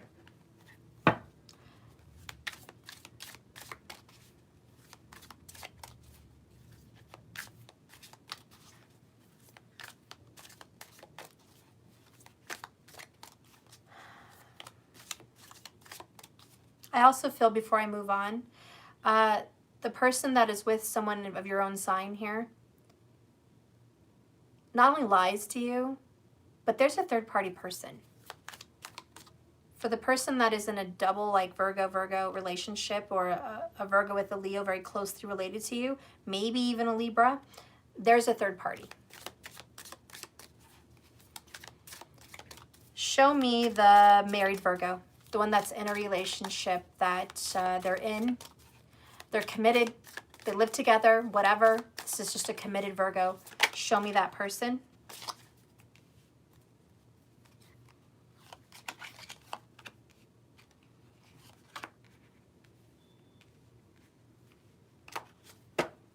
Bottom of the deck, Four Swords.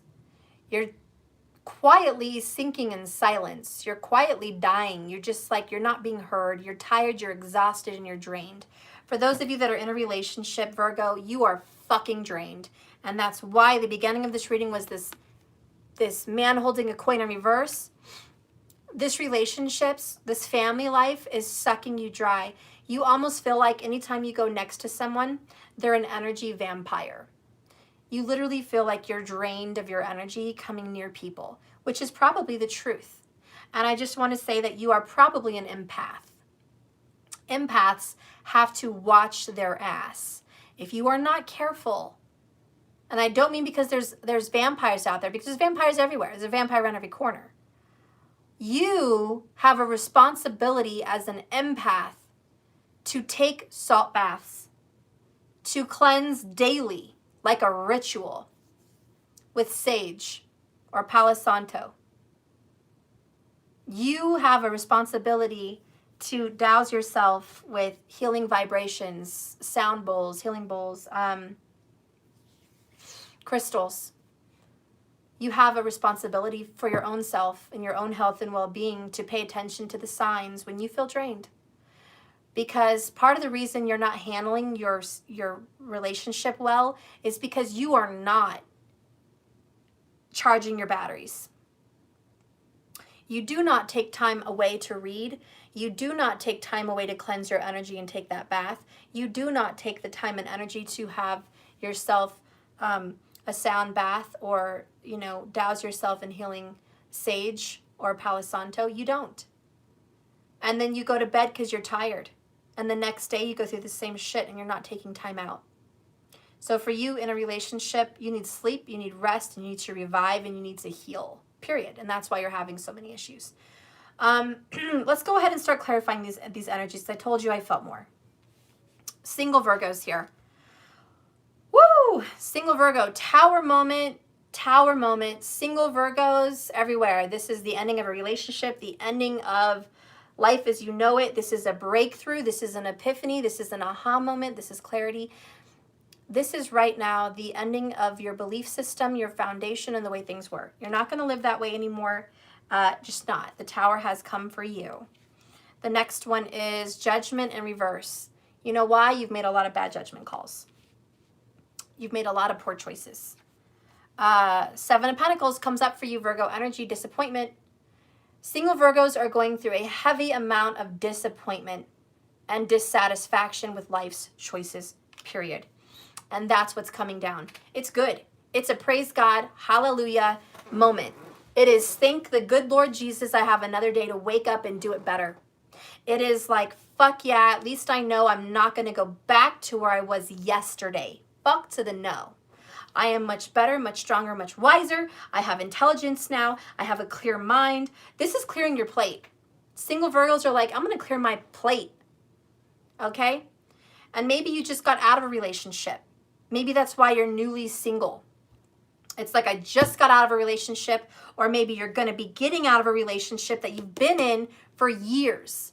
And you're just like, I'm done. I'm done. Read my lips. I am so done. I made some bad choices. I'm not doing it again. I'm not doing it again. I will never do it again in my life. Oh, Denise, I love you, girl. I saw you up there. You just scheduled with me again? Aw, Denise. I love you, girl. You're the best. Anyways, so that's single, right? Let's get some more info on you, hun. You are smart. You are wise. You have grown. You are intelligent. You are not going back. Not today. You'll never do things the way you have before. You're not going to do it again. Oop, I almost dropped that. Ooh! I love it when my readings come out like this. Your I'm so happy mask, gone. Mm-hmm. That's what this Seven of Pentacles was. I'm so happy. Not really. No, I'm not. Why? Because I'm just fucking done.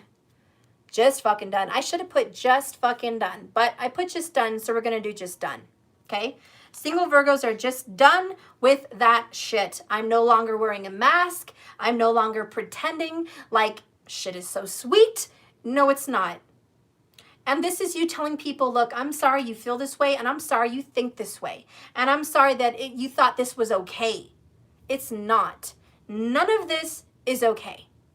I'm clearing my plate. I'm clearing drama with you. I'm no longer paying your bills. I'm no longer dedicating my life to you. I'm no longer waiting for you, because Seven of Pentacles is waiting.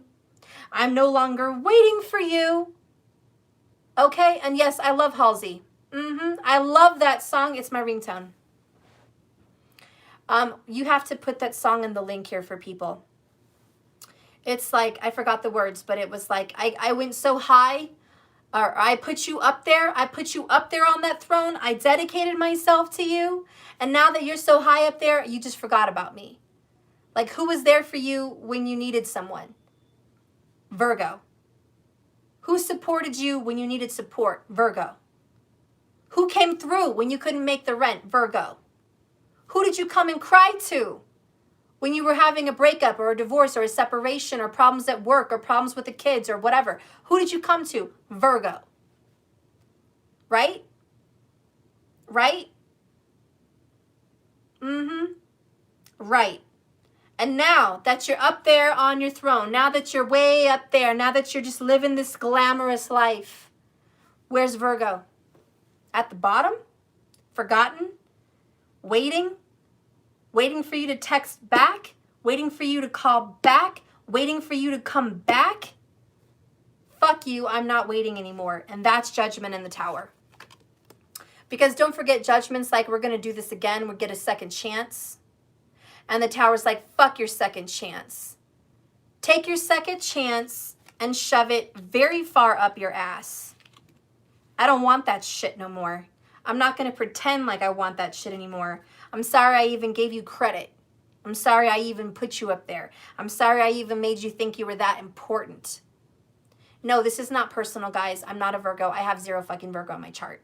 So please don't comment and say, what does your personal life have to do with my reading? Nothing. I don't have Virgo in my fucking chart. Anyways, moving on. This is what's going on. Whenever I say I'm just putting myself in the shoes of Virgo or the person I'm reading. So if I ever say I this, I that, me this, me that, I'm not really talking about literally me as the reader. I'm talking about you, Virgo. I'm putting myself in Virgo energy, just to be clear. So I am pretending to be Virgo right now. And so I just want to like channel the Virgo's energy and feelings as if I was the one experiencing this. And that's how I talk in the reading. Okay? So I just feel like Virgo is fucking fed up of the waiting and just like enough is a fucking enough and I'm just done. I'm so done. I'm just so done that I can't sing it enough. I can't paint it enough. I can't write it down enough. I can't cry it out enough. I can't scream it enough. I can't tell you how done I am. And there's a lot of anger here. But there's also a lot of disappointment. And we all know, Virgo, whenever you go down that path, what happens? We start beating ourselves up. Not me, because I'm not Virgo, but you know what I mean, I just said, you know. So you start beating yourself up when you go down that path. Because once you've been there and you've ended it and it's done and you've said it and you've blown your head, you've blown your top, you've cut the drama, then you go into this, I'm so confident, I'm so ready for this ending, I'm so good, right? And then it's like deep down inside, there's a lot of pain. Because at the end of the day, you're still alone. At the end of the day, this person didn't come through. At the end of the day, you're still dealing with that Four of Cups, rejection and unappreciation, not being seen for the value you are. Let's get some hidden truth for you. Spirit, tell me the hidden truth for Virgo single.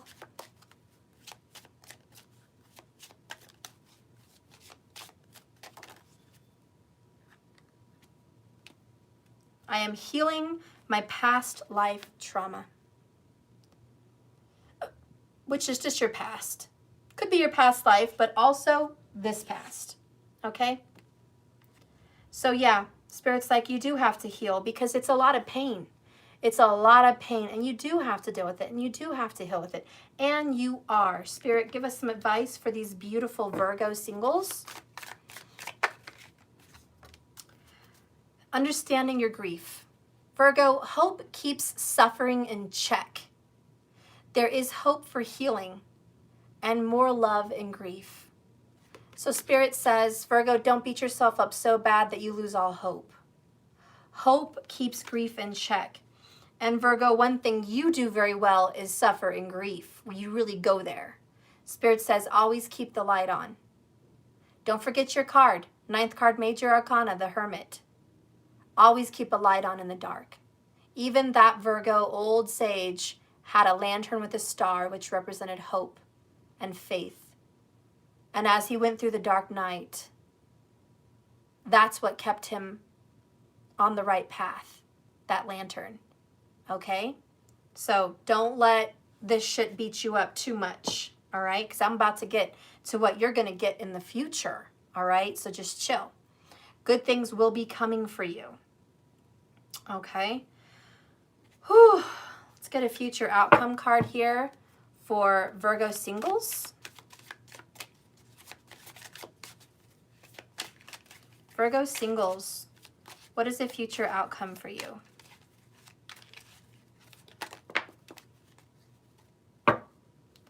Ticking time bomb fell out at the bottom, and you got 2. I really expected 1, but I'm going to go with it. This one's clearly in reverse, but here's the 4 of Swords. And this does talk about healing. As you guys study the tarot, you know 4 of Swords represents healing. Mental healing and just emotional healing.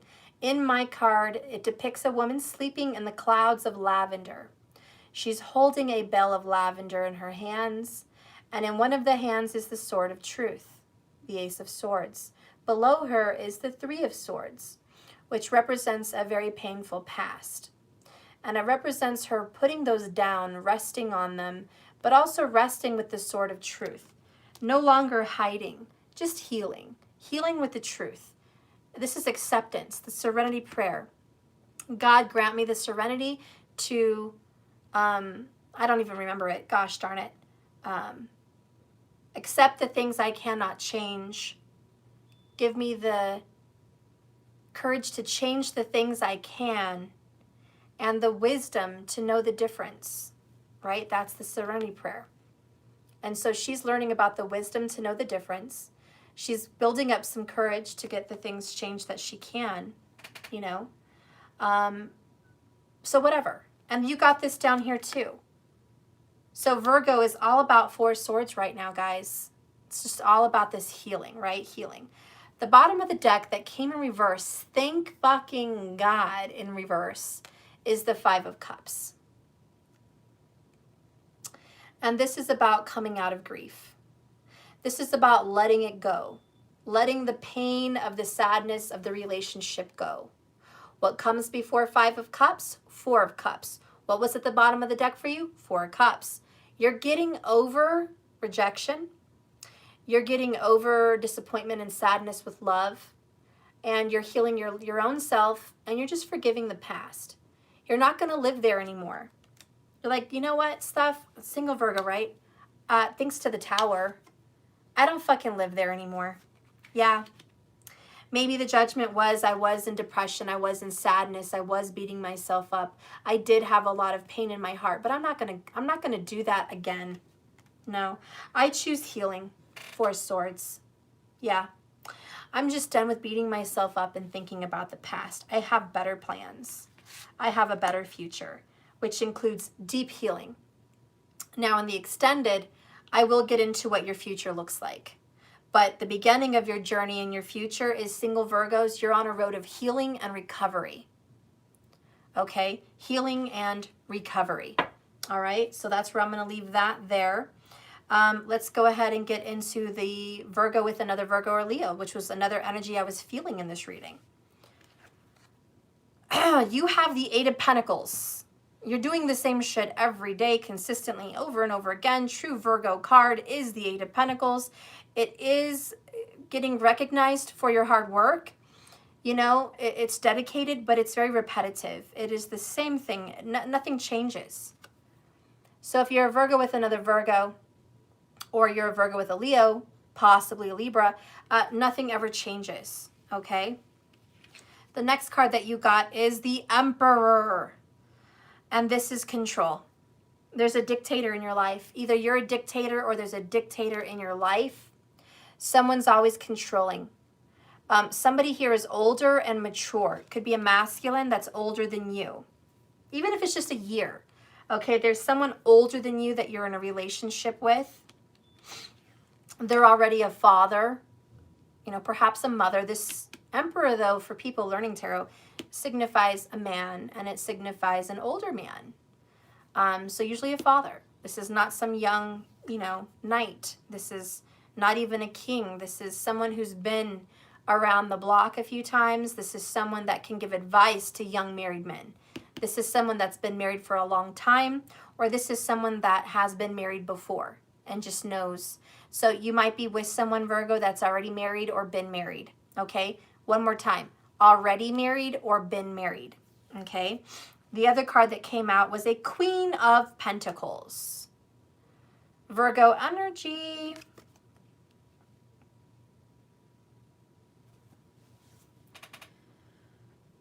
For a Virgo with another Virgo, Libra, or Leo, listen, that your person is married or in a relationship or has a few under their belt. You're just another notch on their belt. You're just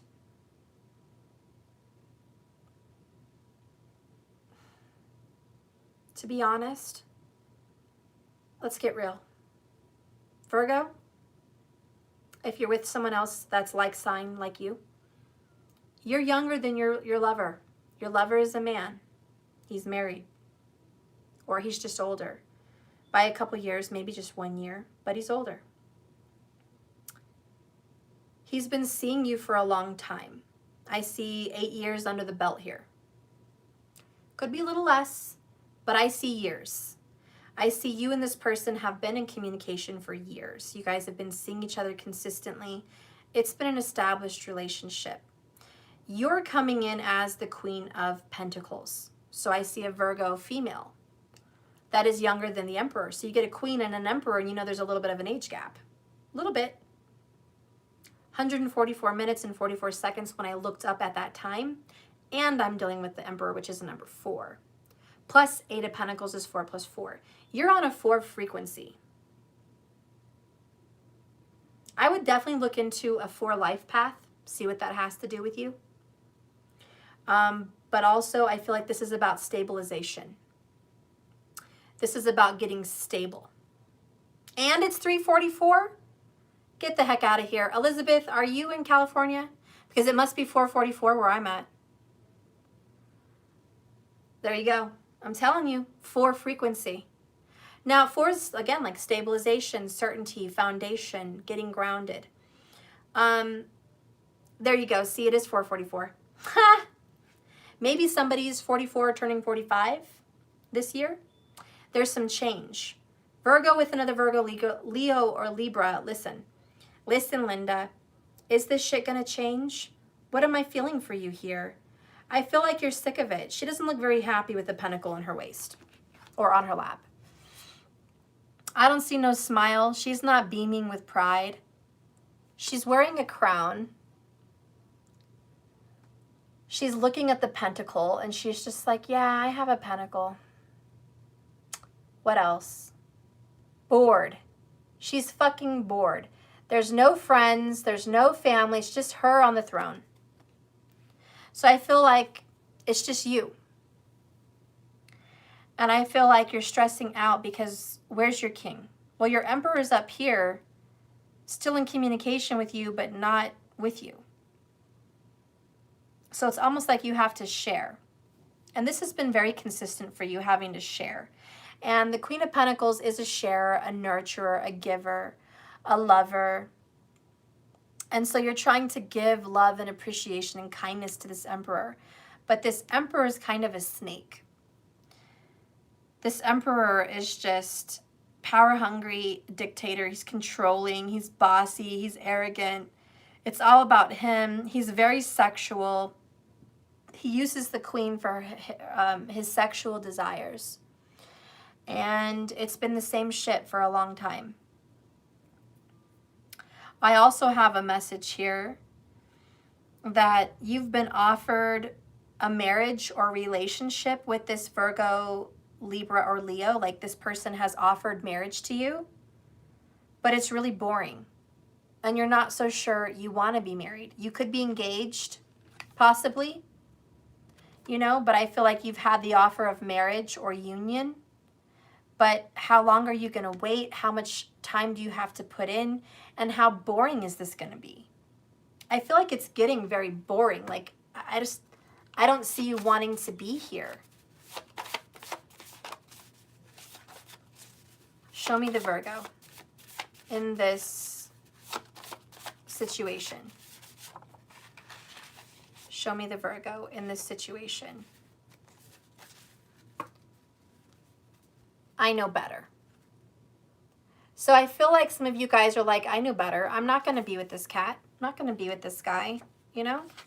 Look at that. Feeling overwhelmed came out. Whoops. Which is the 8 of Pentacles. So yeah, you're like, I am absolutely overwhelmed with this person, and I don't know if I could actually really want to be married to this person. Maybe you are married to this person. All I'm saying, Virgo, is this relationship is heavy. It's 10 of Wands. It's burdensome. You're bored with the relationship. It's not really giving you a lot. It's giving you the same. You don't see any changes. You don't see any movement. You feel like this person is who they are and they're never going to change. You feel like the situation is hopeless. You feel like it's never going to get any better. You feel like it is what it is. You're bored and you're tired. You're bored and you're fucking tired and you're overwhelmed, and you know better than to be committing to this person. Like, why would I commit to more of this? Man holding a coin in reverse. You want to let it go. You want to let it go. Let's clarify. What does the future happen here with the Virgo, with another Virgo or Leo or Libra? What is going to be the future with this person? Ooh. I got 1. Maybe I'll just keep 1. Ooh, I got a 7 and a 7. Seven of Wands, resistance, and Seven of Cups. I feel a lot of resistance. Look at the sevens. That's Saturn energy. We talked about Saturn. You are going to, fuck yeah, resist this person. You're going to be thinking there's other options. There's other people in this world. Queen of Swords. You're looking at this more realistically now. You were nurturing and giving in the situation, but now you're like, you know what? I think there's other things out there. I'm going to take a look. So I really just feel like you're just going to be looking around, getting your feet wet out there, just seeing what other options maybe that you could possibly have, because you do have other options. Why should you feel like you have to be stuck married to this person or stuck in this situation with this person? Why should you feel like things are going to get better if you don't think they are? So you're exploring them. And even though this person is kind of trying to control you, dictate you, I feel like you're just resisting their bullshit. I also feel like Virgo with another Virgo, or Libra or Leo, a lot of L's there. What the fuck? A lot of L's. Could be dating somebody with an L in their name. I don't know. Anyways, listen.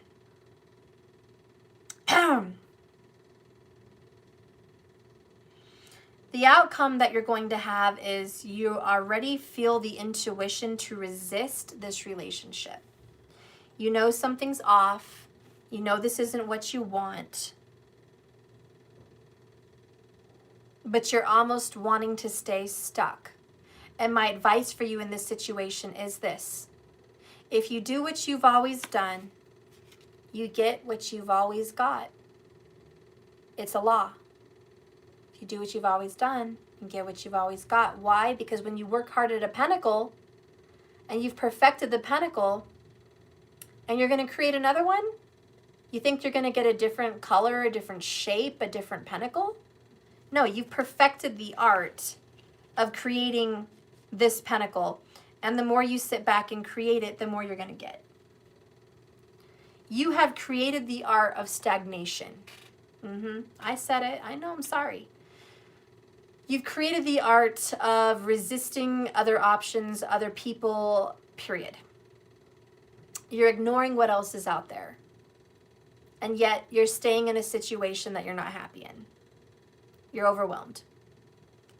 And that's why it said, I know better. Because you do know better. It's not that you don't know better.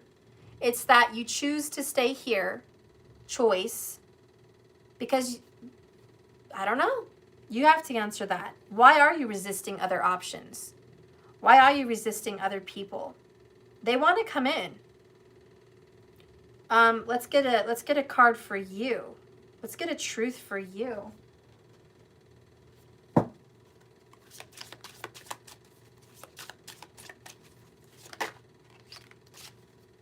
Ooh. I feel you leaving me behind. Are you going to wait till they leave you behind? I almost feel like you're going to wait till they let you go. And that's going to be really hard. If you feel like they're leaving you behind and you're just kind of chilling anyways, waiting for the ball to drop, the ball will drop. The ball will drop and you're going to be left cleaning up the mess. And my advice to you as a tarot card reader is, why are you waiting for them to say enough? Why can't you say enough? Oh.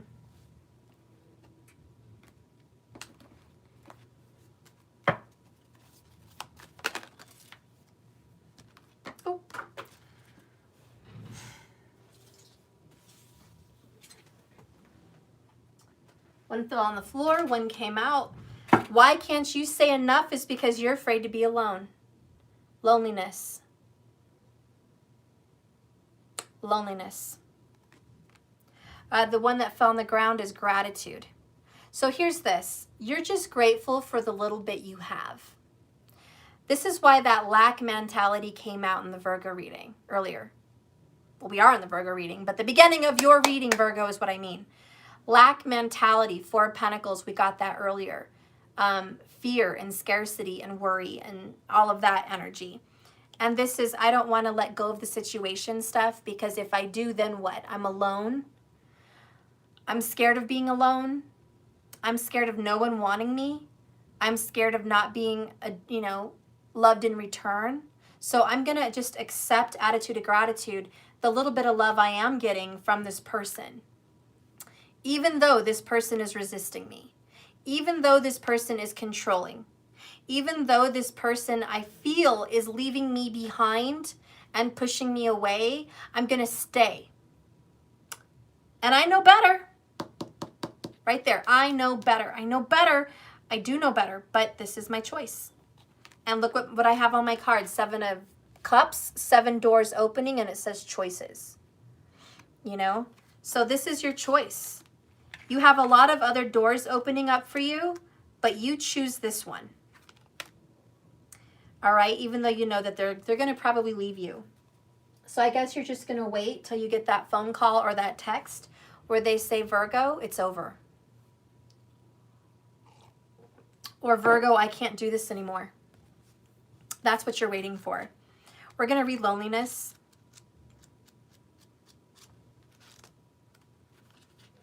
I'm sure there's some good message here that's better than mine, because obviously I'm too harsh, and I am sorry. The last person I want to be harsh with is Virgo.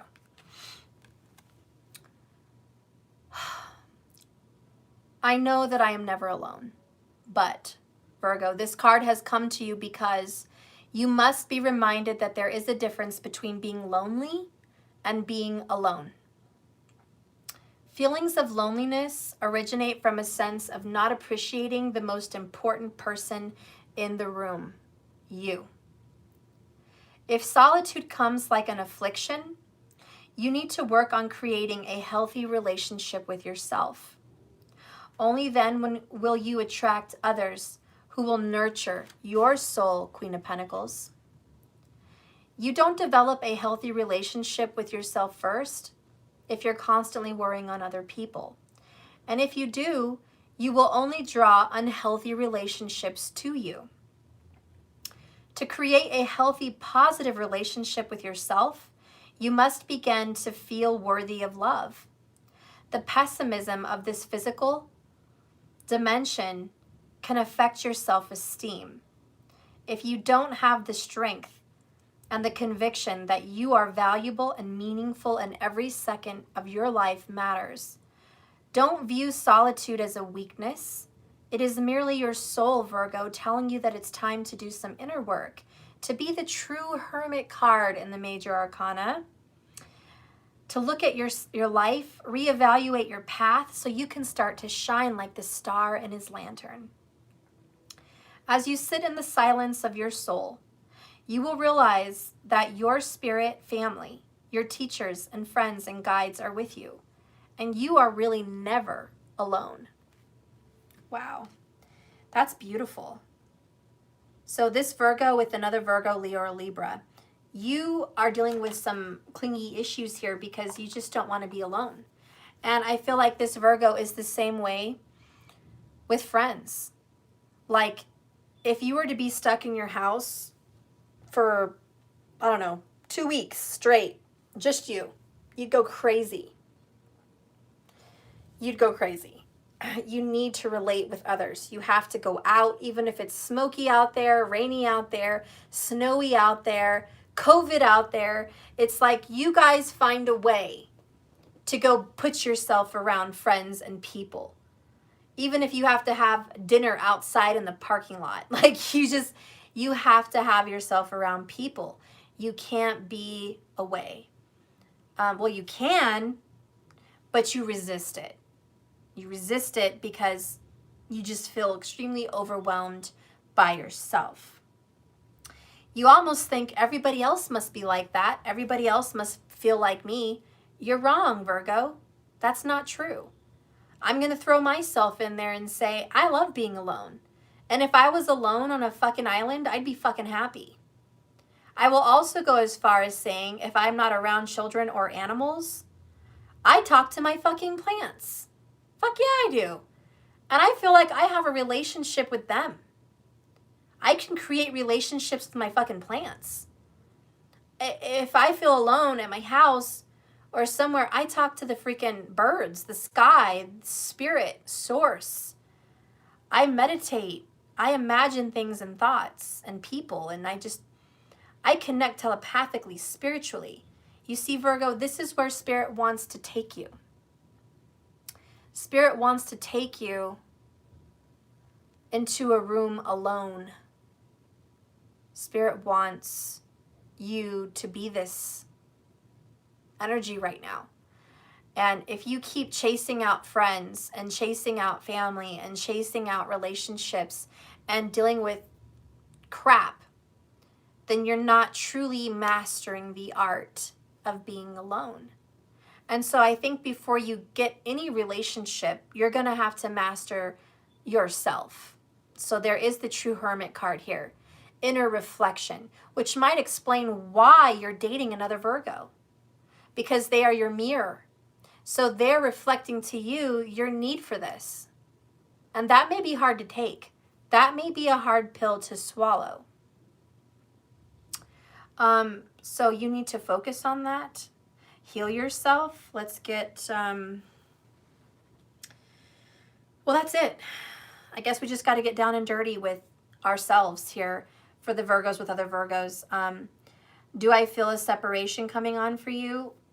Only if they leave you, which they will. And in the extended, of course, I'm going to get into what's going to happen when they do.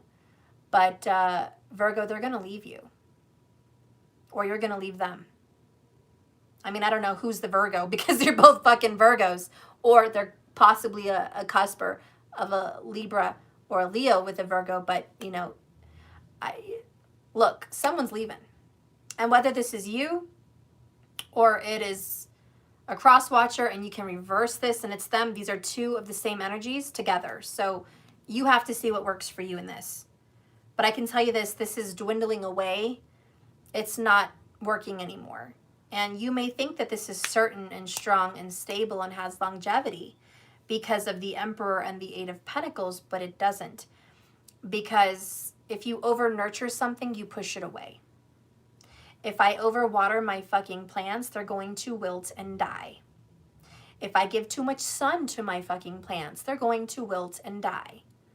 So I don't care how beautiful nurturing is. When it's done out of balance, hello yin yang in reverse, it doesn't give you any fruit. And this, my dear, is an over-focus, over-nurturing, overdoing it too much. And I'm hearing the song Paula Deanda, leaving messages and voicemails telling you I miss you. Baby, am I doing too much? I can't sing today, especially. Mom. But that song is coming up. What? You're taking too long. I know. Walking. I'm almost done. Go pee. Yikes. Close the door. Okay. And he walks in and the clock is ticking. But look at the omen. Look at the omen. Virgos. The clock is chiming and he walks in the door and tells me I'm taking too long. Guess what's happening in this scenario? Y'all are taking too long. Too long. I feel like you... Wait, what? I feel you leaving me behind. It's taking too long. Someone's about to do it. It's just been dragged out. Resistance. Resistance, Seven of Wands. Somebody's been dragging it out, ending it, dragging it out. You know what's going to happen. Someone's waiting for the other person to drop the ball. This could also be a relationship with two Virgos where you feel like, who's going to do it? Not me. I'm not going to do it. That's what this is right here. I'm not going to break up with you. You're going to have to break up with me. Like, I don't want to go out there and pick other choices and date other people. You're going to have to tell me. So, you know, two people are avoiding the ending. And you're both feeling overwhelmed and you both know better. But you're both scared of being alone. So there it is in a nutshell.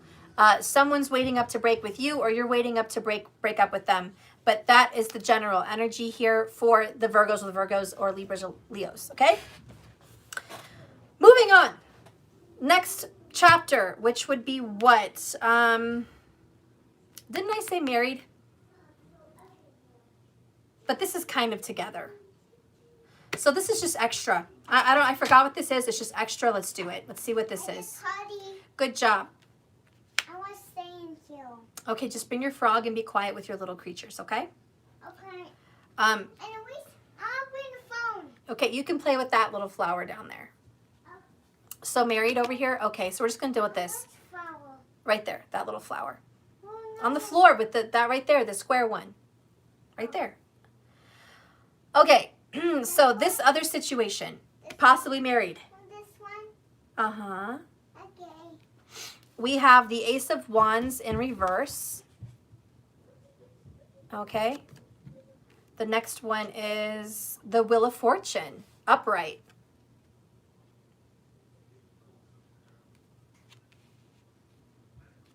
The next one is the Moon card in reverse. Turn that down, though. Hang on, guys. Let me deal with this real quick. Let me help you. He's cute. Yeah, I want that pet frog. Uh-huh. Okay. So anyways, with the Moon in reverse is probably the loudest card to me right now. And we kind of saw that earlier for Virgo. And it's where your emotions are being bottled up. You're not really paying a lot of attention to them, but they're like falling out, like you can't help it. There is feelings that you can't help, but they're just coming out.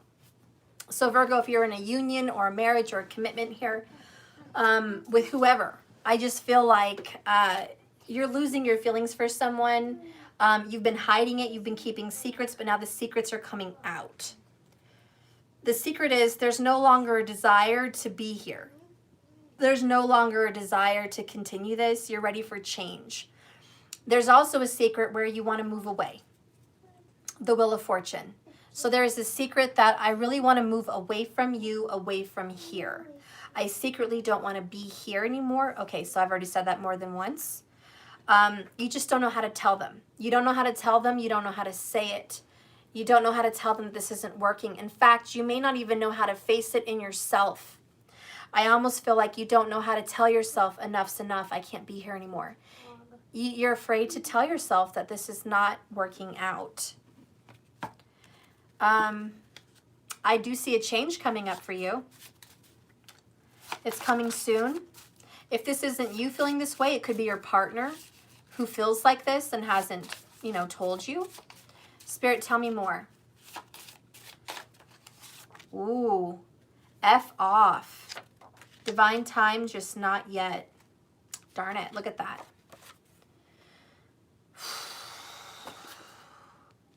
That's that Moon in reverse. Emotions are just going to spill out. There's going to be arguments. When people get mad and someone picks at the emotions and someone really goes there, boom. Stuff like that comes out of their mouth. Okay. I haven't specified, Elizabeth, if this is the karmic or you. I feel like if it's a third-party situation, it might be more of the single energy.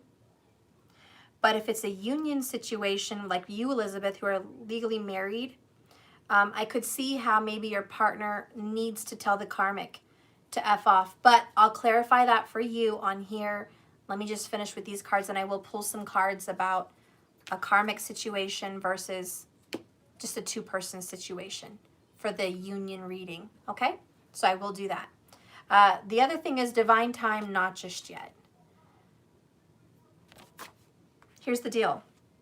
If you're in a union here, Virgo, it means that you're ready to tell this person the finger F off, get out of my face, it's over, it's done, I'm getting out of this. I no longer have feelings for you, but you can't yet because it's not time. There's a stagnation, there's a hanged man here, there's a preventative. There's a reason why this isn't over yet, and it's because there has to be a completion of a cycle. There has to be completion of karma. Clearly, there is no sexual energy going on between these people. This would be a celibate relationship. There's no emotions and there's no... Don't play with that so rough. Don't pull my flowers. I said don't do it. Do you understand? Yeah. Okay, good. Don't even pull one off. I told you to play with the other one on the floor. Well, I don't want to. Well, too bad. That's the only one you can play with. That is my beautiful plant. You do not pull things off of that one. That is my favorite. Leave it alone. Why is this your favorite? Because it's beautiful. And it's awesome. And it's big. And it's just awesome. And I don't want you hurting him. So leave him alone. Fine. You better not. Fine. All right. Let's clarify this union reading here. Oh, boom! Another Emperor. Virgo, can I just say, throughout this reading, the Emperor's been prominent. Haven't we gotten him like 3 times? Virgos are definitely dealing with an Emperor, which is an older male, but it could be just a masculine. But it's a mature person. This is a mature person. I have to be honest, it feels like they're 40 years or older, okay? And they're a man. But it doesn't have to be, but it just feels that way. It feels that way. Or it's the fact that you're dealing with someone that has been married before, that is married now, just a mature person that is just like a true adult. This is not someone that's going through life learning. This is someone who's been around the block, maybe more than once, okay? This is someone who is not learning still. This is a mature person. We have the 9 of Wands.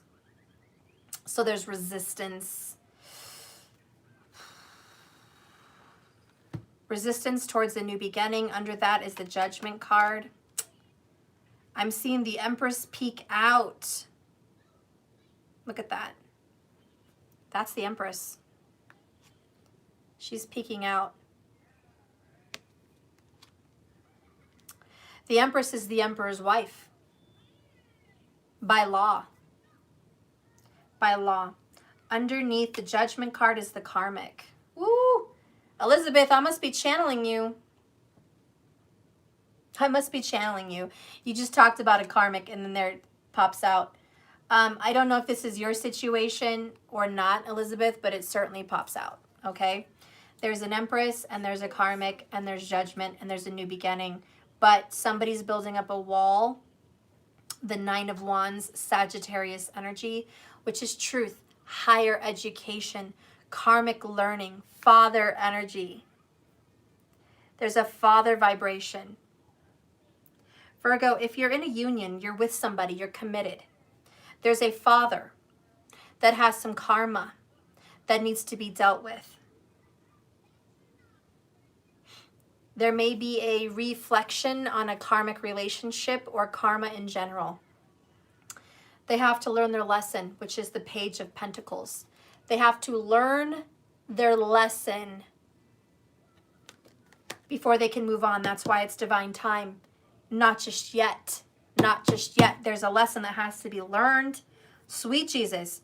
And there's some anger here. F off. There's just this blockage. 9 of Wands. There's no communication between the true love partners, the Empress and the Emperor, because there's so many cards between you guys.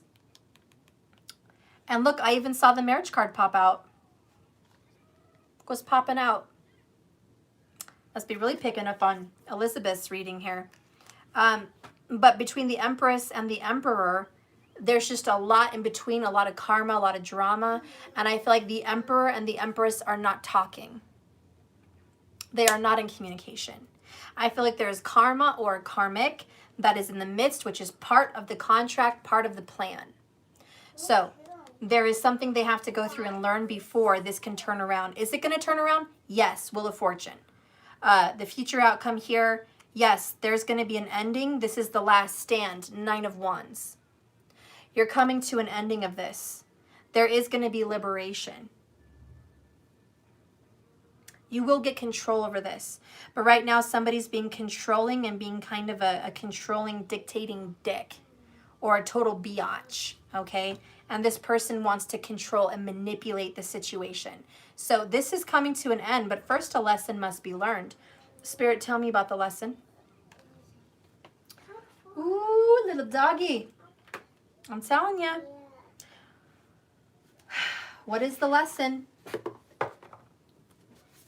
What is the lesson?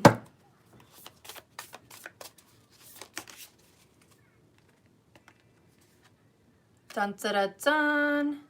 Playing it safe. Ooh, diggity dog. Playing it safe. In reverse. Okay, Somebody here wants to be overcautious. guys. What? No flower come? We're gonna find a most poison frog. What? No flower come. We're gonna find a poison frog. You're in North America and you're not going to find a poisonous frog, I know. You have to go to South America for that. Yeah, but I'm pretending. Okay, you go on and pretend, my little wild krat. Not them. He's a wild krat. Okay, wild krats. Awesome. No. Sorry, distraction. We have a poison dart frog here for the reading. Should I show everybody? Here. No, Mom, look at this guy. Oh, he found this guy. He's a wild krat. He found this guy in my forest of flowers. Because it snowed out there, I had to save them all, and so my office is a jungle. And this frog lives here with us. Yeah. Guess what? Mommy's office is going to be a jungle all winter. It's going to be awesome. Total jungle in here. Mom, why are you building a jungle in here? Because Mommy doesn't want her flowers to die, so I want them all to live. Well, Mom, whatever. It is a jungle. I know. Oh. Okay, we're gonna be back in no. Yeah, my son's a little Leo rising, I believe. Okay, so let's read this. Playing it safe in reverse, which is called fenced in. The lesson that this person has to learn is being fenced in, playing it safe, being in a comfort zone. When this card is reversed, it marks a time of moving on to something or someone new. Perhaps you're making a choice for yourself, Go back home, guys. or perhaps it's a situation outside yourself Go back home. that is forcing you to change. Back home. Okay, such as the downsizing of your company or the sale of your house that you've been living in. You have the power to break out and make some personal changes as well. Have you been feeling the need to free yourself from a difficult situation or relationship? The world is opening up for you now. Even if you've been hesitant or fearful before, rest assured that you are more powerful than you think. You no longer have to limit yourself to play it safe. Sometimes the safest thing you can do is take a risk. So this person's been avoiding to get out of the relationship, playing it safe. This person has trouble and control issues about calling it quits. No, guys. We're on back no smoker. Okay. So, okay, let me finish though. Okay. So this person has problems putting an ending to a situation that should have been over a long time ago with the Nine of Wands. So there is stagnation and frustration and masculinity. There's an energy here where it's just too much. I don't want to quit yet. I haven't done enough work. I haven't completed this cycle. I got one. Uh-huh. And this person has to let go. This person has trouble letting go, which is why they're going through this karmic cycle. They've never really properly ended a relationship the right way. This person does not end the relationship the right way. Guys. What? No, Mama. Wait, Mama. We found the same frog on a different planet. And we'll show them. Watch out, you're gonna burn yourself. Okay. Here it is, guys. All right, they see it, honey. Thank you. Poison frog. Okay, go on. So anyways. Okay. Let's get the hidden truth on that. Let's get the hidden truth on that. Your person can't let go, doesn't know how to let go, doesn't know when to call it quits, doesn't know when enough's enough. This person has a real problem, kind of like this reading, letting go. You guys have a lot in common, this one and this one, to be honest. Even this one, just letting go. You know, Virgos all across the board today have been resonating in this I don't know how to let it go energy. So in the future, there is going to be a letting go. There is going to be control because the Emperor stands up and says, I will get control of the situation. It's just not yet. So what's going on with this karmic person? The karmic person was a distraction from their pain. So either it's a karma, like a karmic habit, or it's a person. But that karma was just a distraction from the real pain that this person didn't know how to deal with. The next card coming out is finding out the truth crushed me. Okay. Yeah, and thank you for bringing up the poison frog. This karmic situation is a poisonous frog. It's a dart. This karma was meant to be very painful. And a lot of you guys in this relationship, this union, this togetherness that you're in, you've had a real hard time letting go because the pain was true and deep. That took a long time to cut. See, and even Matthew said it took a long time. Yeah. It just takes a long time to learn this lesson. We caught another poison frog. Mm-hmm. So cute. So playing it safe is, again, like this reading, afraid of being alone. Okay? And just not taking healthy leaps in relationships. I feel like somebody here wasn't quite done with a relationship before they got into another one. Okay? I feel like even if it was kind of technically over, the emotions weren't over. You know, 9 of Wands, it wasn't over, you know, but this person moved on anyways. And there was a lot of residual pain and hurt that wasn't dealt with. Ace of Wands, Moon card in reverse, just bottling up those feelings, hiding them, running away from them. Then the Wheel of Fortune, they just moved on too quickly. It wasn't time yet to move on. It wasn't time to get into a new karmic relationship. It wasn't time for this yet. Now it's a ticking time bomb, you know. It just wasn't the right time for all of this. This person had to deal with the past first, Mom. but they didn't. They were distracting themselves with this, and now they have to learn their lesson. Page of Pentacles. No, I guess the couple was scared. Yeah. And then he just appeared. Yep. Yeah, I did the hole. Just Yeah. like that. Okay. So anyways, what lessons can we learn from this? I should go in the extended, but I'm going to give you a couple of my love oracles before we go. It's been a long reading. Spirit, give me a little oracle here. Whoops. You guys, I channeled this. I channeled it at the beginning of the Virgo reading. Please rewind. I said the True Colors song, didn't I? I see your true colors, and that's why I love you. So don't be afraid. Okay, I can't sing, and my throat, when you talk a lot, believe me, your voice goes. Listen, Virgo, listen. Seriously, go to the beginning of my reading. I literally, markers will vouch, I came in feeling and singing this song. And it ends with this card, True Colors. Okay, so this is a revelation of who are you inside and who are the people you're dealing with. What are their true colors?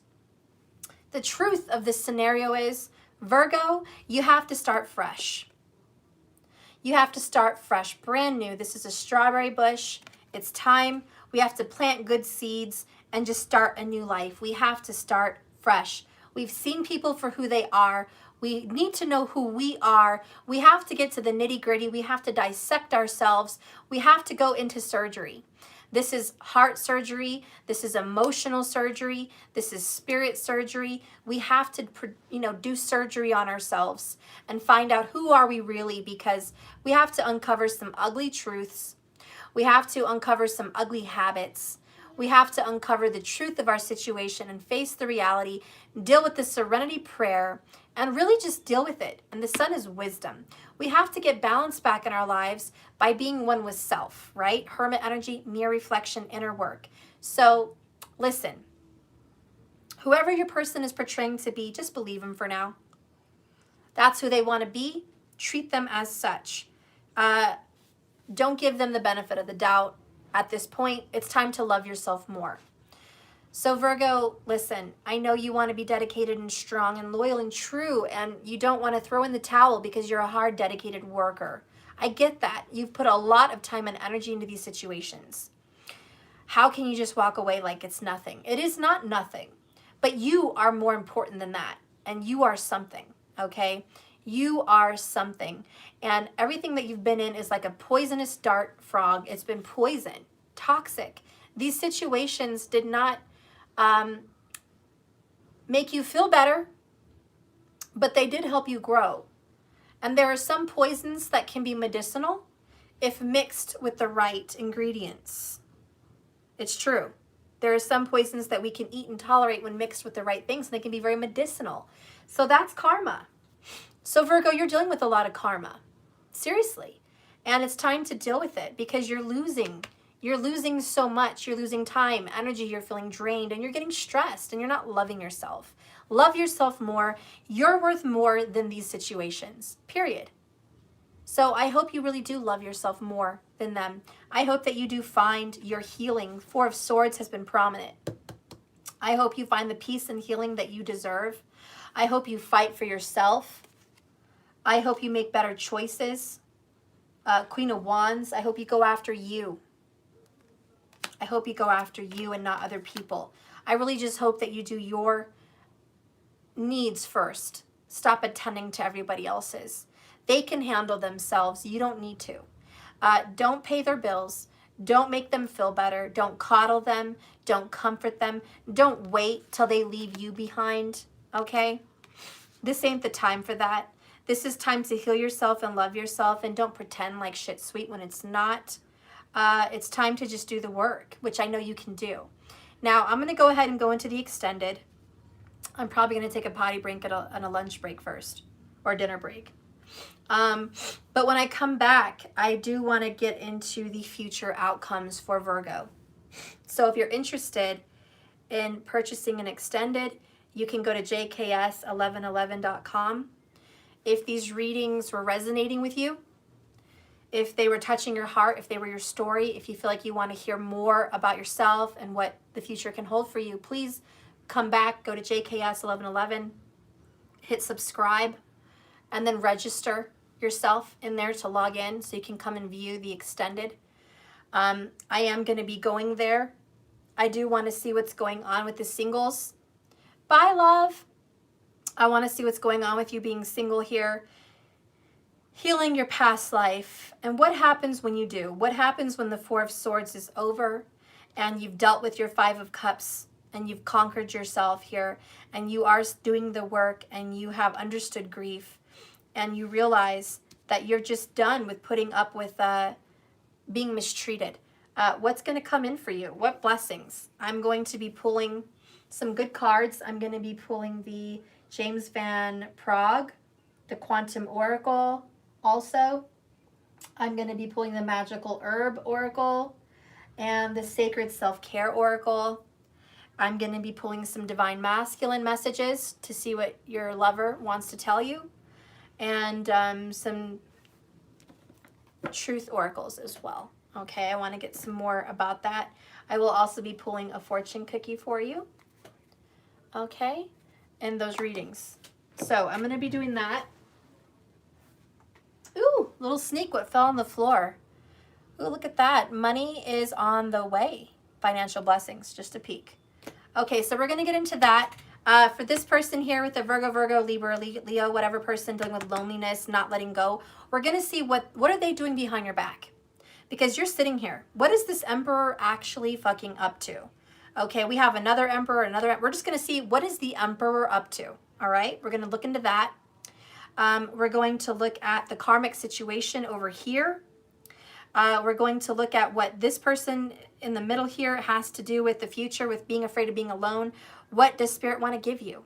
What is he trying to give you with the Seven of Cups?